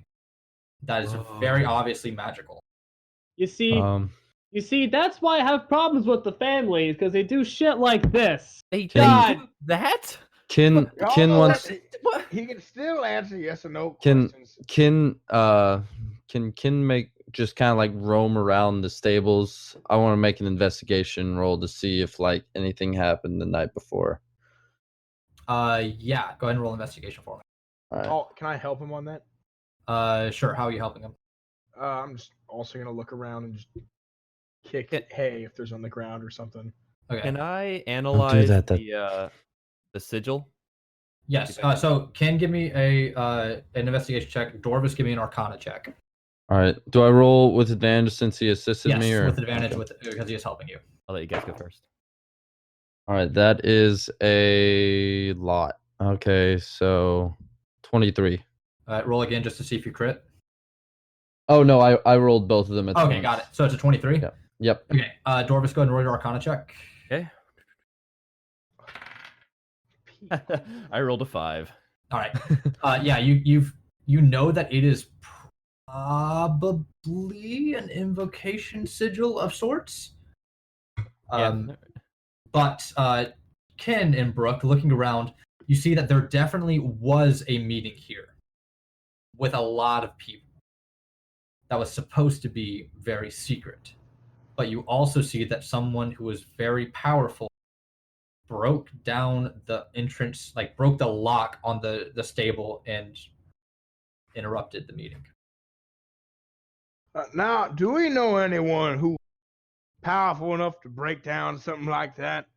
Actually, you don't, because you don't know Walter's father. Yeah, Well, I know. I was asking out loud. Yeah. I go to catch up to them once I looked at the sigil. That's definitely my dad. So maybe it was best I wasn't there last night. I don't know. Wait, are you saying that all the people that were here had that sigil thing happen to them? How many people were here? It's very possible that my dad punished all of the people who were helping. Would I know an estimation of how many people were here? I would say somewhere between 15 and 25. Oh my god. That's a sizable amount. Somewhere around 20 people were here last Fella, night during I'm going to the talk to the half-orc, meeting. or that's one of the helpers. Were you one of the fellas that met here during the meeting at 1 a.m. last night? Yeah, he was. All right. What happened to the guy who was organizing the event? That's not a yes or no question. Was it the same thing as that happened to you? Or is he like, no, is he dead? Is he alive? That's good. I'm glad he's not dead. Wait, God. is he... You guys need to stop asking so many questions at the same time. Yeah, it's because it's a lot going on right now. Yes, but I mean, Ken? we're getting answers of hold yes on. He wants to say something. And he hands Walter an envelope. Can I open this right now? Is this allowed to do right now? Okay, I'm gonna open it right now and read. Inside are over his shoulder to read also, because inside are 5 tickets to the latest Tilvis Town show, the Townway show. Q, you've heard of this show before. What's the show's title? The Townway show? Oh well, this show is spectacular. It features a great many number of exquisite dancers from all cultures around the world. It is the story of a mother who loves her son very desperately, but the son grows up and becomes a monster, and the mother must slay him. What's the name of called? it? No, what's the name of it? Mother's Love. Is that the show you Boys of Mother's Love. Mother's Love. Like It's called Die Hard 2. Mother's Love, Die Hard 2. No way! Oh no! I will put in the Discord players chat the way that I am spelling this, just so you guys know. It is. That's not allowed. That's not allowed. Die Hard too. Okay. Good. So good. I like that spelling. Yeah. But the only thing that I changed was. Yeah, that's it. Thank you, Chase. I was about to type it there. I got you, fam. And a handwritten note is there as well. Walter, you speak Elemental, correct? As for being an Earth Genasi? I'm checking my languages. Sorry. No, you don't. You don't. Never mind. I don't. I thought the Genasi automatically spoke Elemental. No. Or is Primordial? Primordial. I speak Primordial. It may be Primordial. Yeah, Earth Genasi. Primordial is my Earth Genasi race. It's written in Primordial. Specifically the DAO script. The DAO there's a DAO variant of Primordial that it is written in. So clearly your father. Yeah. Which says something along the lines of, I have decided to help you and your friends. We'll talk after the show. Ooh.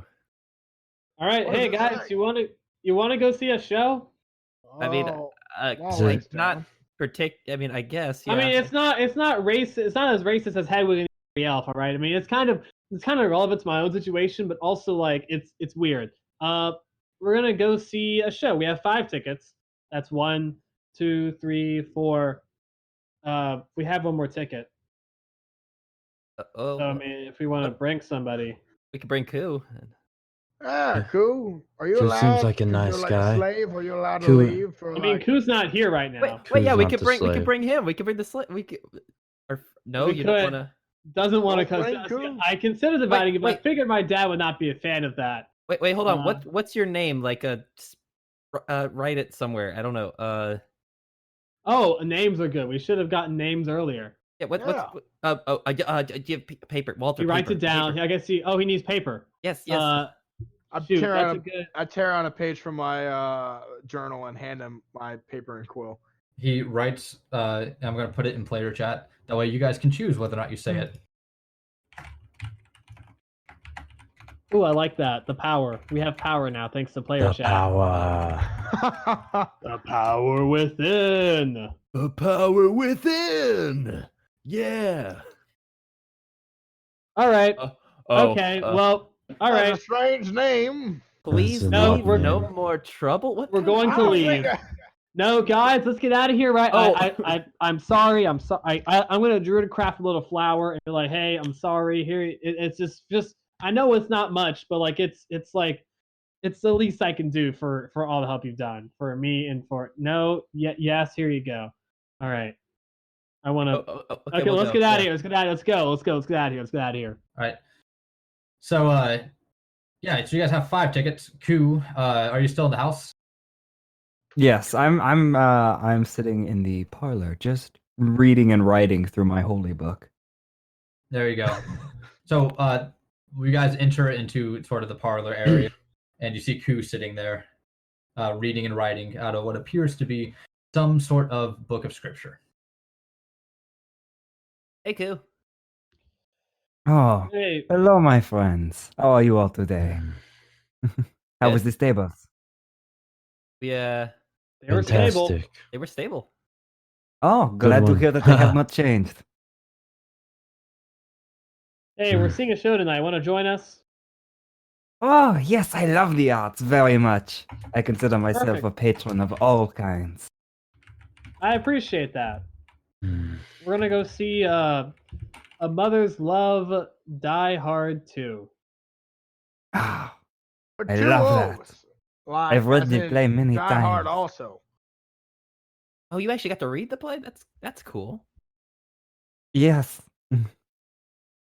There's many printed copies available in the city. It was a popular novel.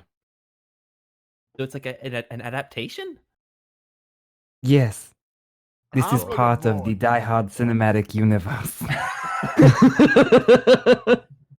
Wow, now I'm getting really excited about watching. Guys, this is Is gonna there be even cool. is there even cinema in Ghrehndhehl? I don't think so. It's I have no probably idea. available for like the most. Probably it's a the most Die Hard wealthy. theatrical universe. I was gonna say Yeah. they might have. Maybe when they say Theatrical. cinematic, it means like Yeah. really over the top theater. Yeah, no, because they're Okay, we'll yeah, say that makes That's what we'll sense. say because Like it's really What's that, like, what's that historical term for that? Over the top theater? It's like Italian, or isn't it? There's some kind of Oh, it could be any number Media of dell'arte. things. it's not spectacular or something. I don't remember. Something We're like gonna- that. Cinematic. We're We'll use Yeah, cinematic. always cinematic. cinematic.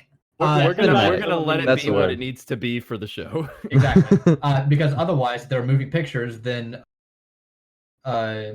Balazar doing We're not ready his, for that. like slideshow thing would not have been as amazing. No, yeah, no, it definitely Cinematic should be refers amazing. to over the top theater. Yes. So you guys all sort of prepare for the night. The show is in a couple of hours. So what I'm going to do is I am going to get from each of you. You are asked. So obviously, Walter's father, granted, is quite influential in the artistic sphere of Townway. Probably a very, very influential, affluent patron for them, right? And the director and producer, not super producer, but just regular producer, come up to you and ask you each to write a 3-sentence review of the musical, including UQ. So I will ask you each for your 3-sentence review coming away from the show.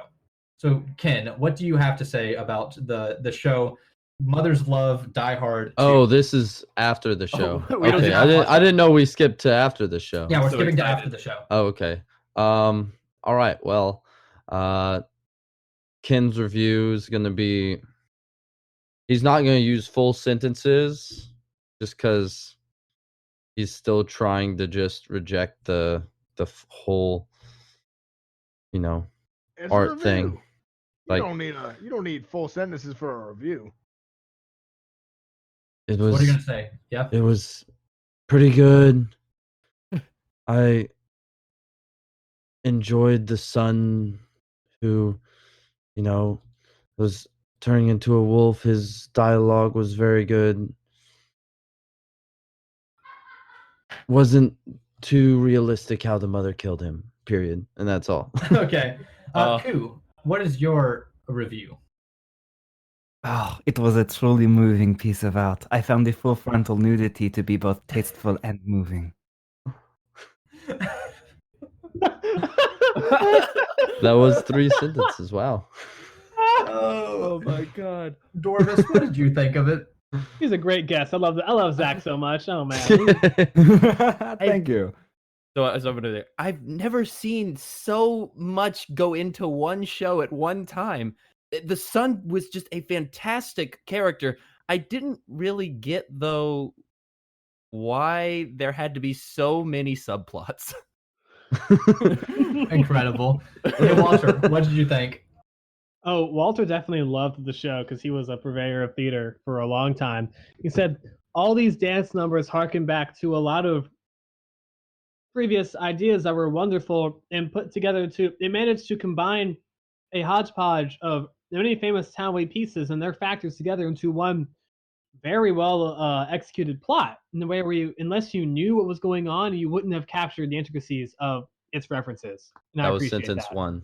No, That's that- sentence 2. We'll count that as 3 sentences. Yeah. Brooke, what was your review? I appreciated the pyrotechnics at the nude scene with the mother at the end of the show. I think that the dialogue would have went better, especially between the wolf transformation with the son and the response with the mother. And overall, I enjoyed the dance choreography, even though I feel like it felt a little bit rushed, and it sometimes felt like there might have been some kind of differences between directorial views during production. But other than that, it was an excellent show. Congratulations to the cast. Excellent job overall.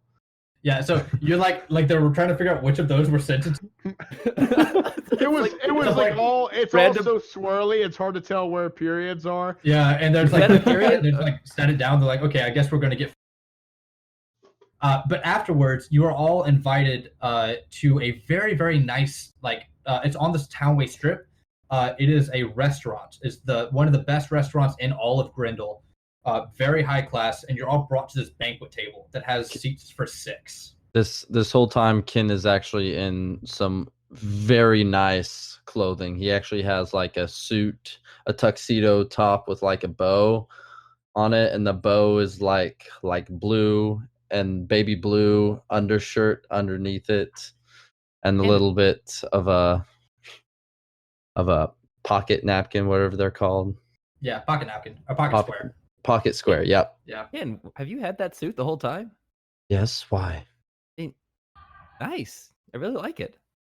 Look, Thank real you. sharp. It was one that I wore with my meetings with very important, No, I get very it. powerful purchasers. Anyways, Yeah, let's just go sit down. yeah. So you guys all sit down, and sure enough, sitting at the head of the table is Granite Tang. Ku, he motions for you to sit to his right. I Walter, just he motions quietly you to nod sit and on sit his next left. to him. I am ghosted on his left. And then the other 3 positions are sort of around the table. I am immediately intimidated by this man. Oh, absolutely. Oh yeah. I sit right across from on the other side. I'm guessing. Wait, 1, The end of the table, 3, 4, the other 5, There's- end. There's 4. There's 2, right?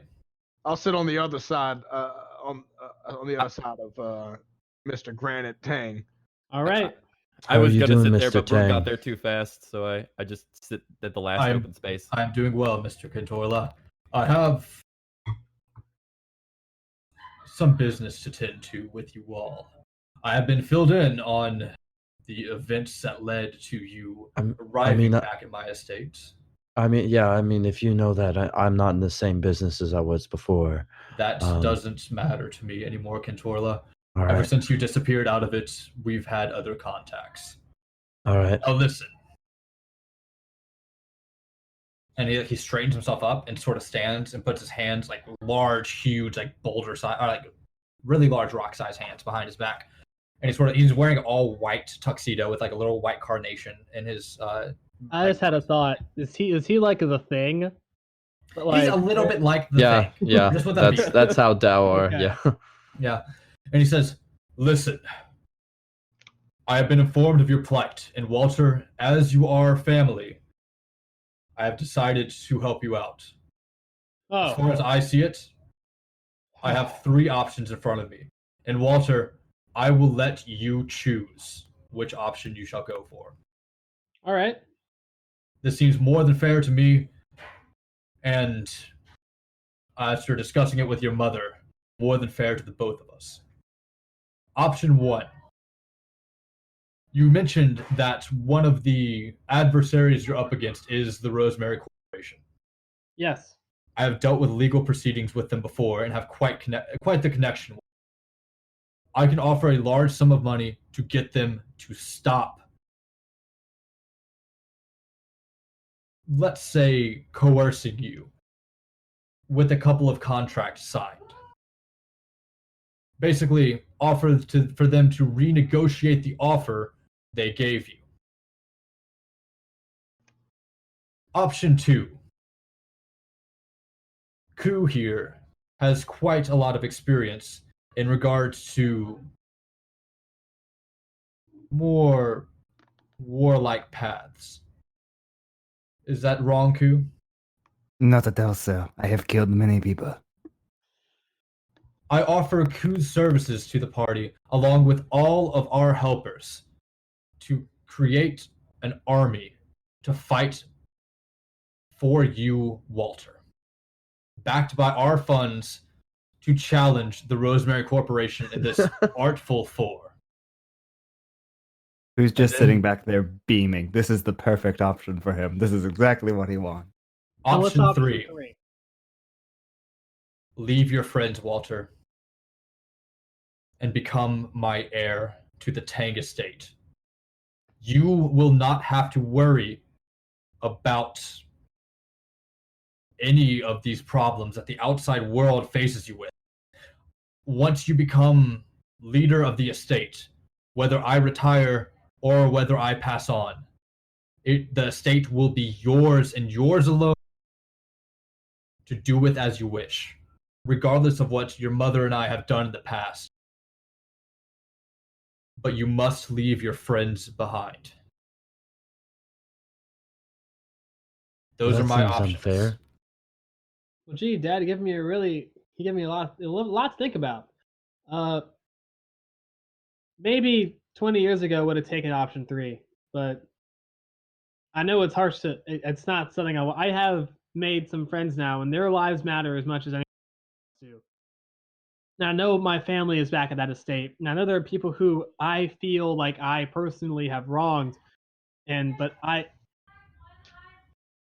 can't take option. I can't take option 3 out of character. What were options 1 and 2 again? Option 1 was get the Rosemary Corporation off your back with a bribe. Option 2 was have your own army led by Ku.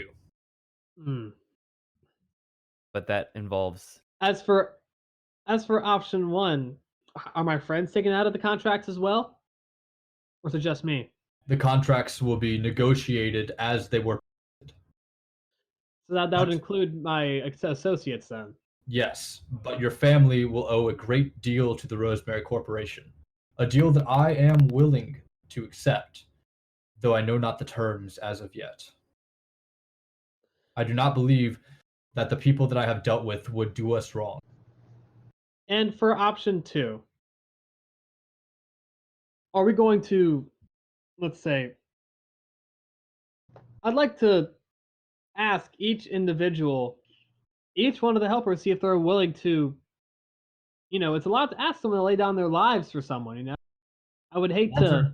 They will do as I bid them. But do they want to is the question, Dad. Do they want to do that? I know we can make them, but is it fair to them? There are many men in our fields who would follow me into battle gladly. I hope you mean because they want to, not because they're being forced to. Alright. Can I have a second to talk to my friends about this? Yes, Walter. I know that you will choose the right. Thanks, Dad. I really appreciate this. Of course, Walter. You are family. It's can I while Walter is speaking with the party, can I take this moment to have an aside with Granite? Yes. So we'll do the aside first, and then we'll do the party talk. So, Q, you have the floor. You sly old man. You were just gauging the waters of whether or not he was actually interested in becoming your heir. I do not want somebody to take over the estate who does not want to take over the estate. I would rather him. Feeling. And should he go off to battle, I know my son. And I know his tendencies towards violence are not. He is not the most adept at it. And should he take option 1, let's say that I'm a lot closer to the Rosemary Corporation than I let him. I will not allow myself to be dishonored by Walter, and I will not allow my estate to fall into disrepair. As always, your judgment is pristine, sir. And Q, should he take option 2 and lead the forces onto the field, you are to ensure he does not return victorious. Is that understood? You may return victorious. He may not. Understood, sir. Let's hope he chooses wisely. Okay. I think we're back to us now. Is Q still here? Q has taken your father to the side. Okay. I'm going to talk. All right, guys. I'm not going to take option 3. Option 2 is dubious again at best and consent for the people of that army. And also, I hate the idea of my family owing a great deal to a company which is quite terrifying and could in fact threaten the existence of my family. I mean, Walter, all 3 options are not ideal. Yes, so I will take none of them. An army would be ideal. Hang on now. An army would be ideal. Would be ideal, but it's also against their will. And it's something that I can't guarantee they're all going to willingly fight because we might get what we got back in the stable, Yeah, I agree. They don't want us to cause trouble. And if they do, an army would be fantastic. I'm with you, but an army of people who want to fight because they're not afraid of I don't know, punishment to a certain degree. I want people to fight with us because they are on our side and with our cause and want to because they don't want to do what my family is doing to other people. Because they don't want to end up in a regime run by 2 extreme factions that want the best for each other and the worst for others. Can I hear this? Give me a perception check, like an active one. Okay. So that's why I'm interested in taking none of the options. And at the very most, just using my family's estate as a place to recuperate. I rolled a 17. Yeah, you hear this, Q. I mean, will they even? Point. Yeah, go ahead. Will they Who allow has us? his stroke of genius? Okay. Will they? Walter, What is it? I'm willing to make a deal with you if you choose option 2. I will only conscript soldiers who are willing to fight. I will not force anyone into anything, and neither will you. Only the willing will come. I really appreciate that. That does make things easier to decide. Now, because these options do in fact affect you, I'm going to have to ask you to step back so we can talk without any extra prying ears. Of course. I will be in the other room. I appreciate that very much. Well, I feel like that kind of answered the question about option number 2. It right? does.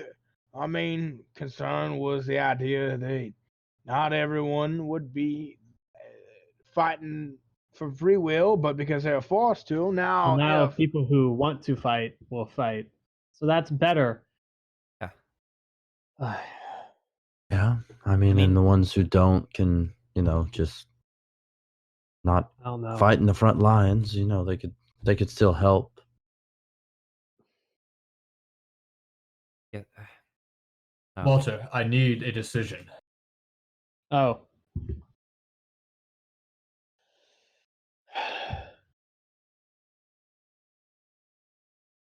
Pick number 3. Pick number Number 3, three, my my lord. lord. Pick number 3. We're gonna get actually they wouldn't care about copyright for that. Who am I kidding? That's, Immediately get copyright stricken by Starts- Shrek. Twitch Stream gets gets shut down.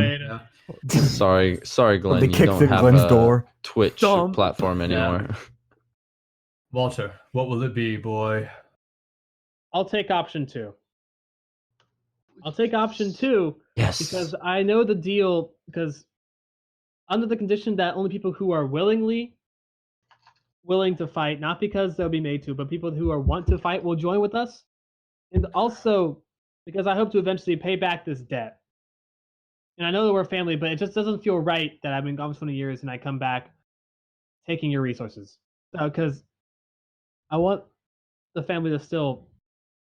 I care about my siblings, and I care about you, and I care about my cousin, everyone. And I want to at some point give back for what I am loaning from you.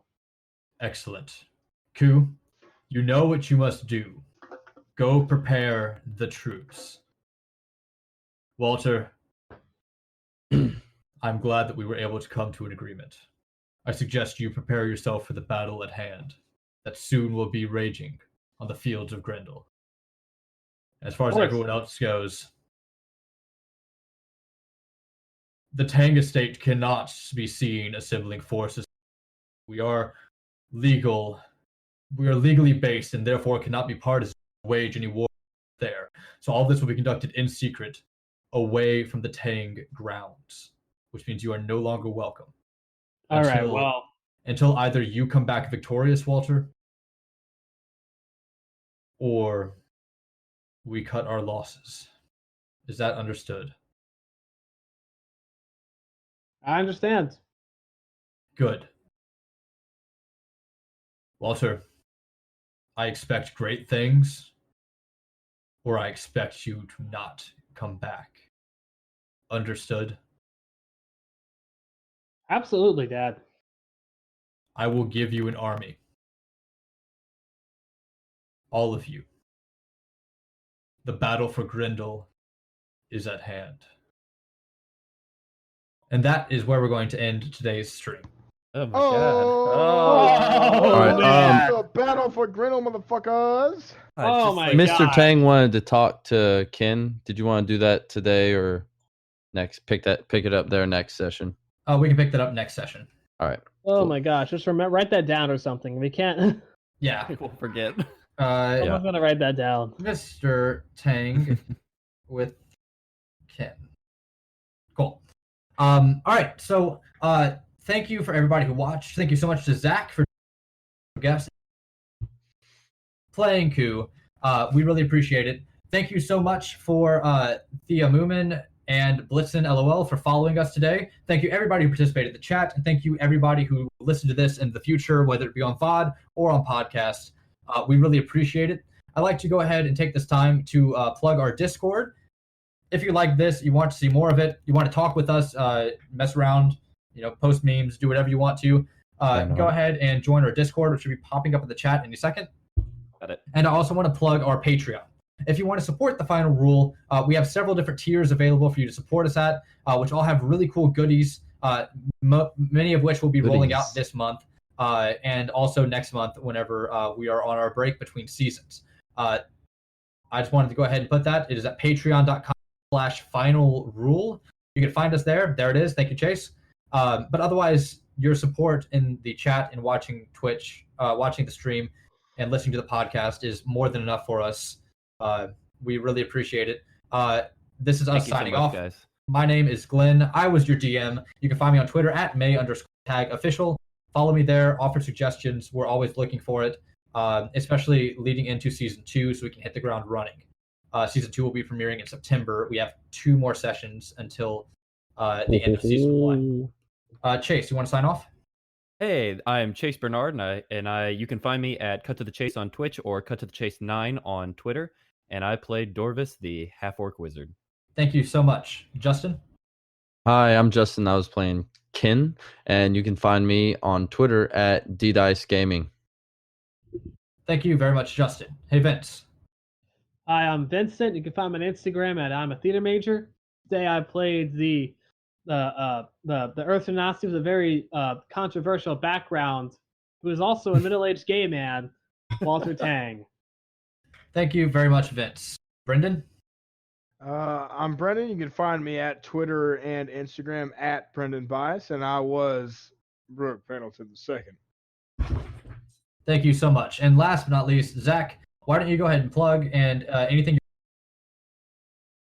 Go ahead and say that too. All right.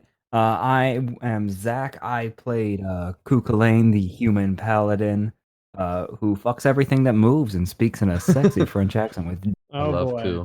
dreamy eyes. You can follow me on Twitter at Zaxby, and you can follow me on Twitch at the same. All right. Well, thank you again to everybody. Thank you, everybody who played. This is us signing off. Hey, everybody, how about we say bye? Bye.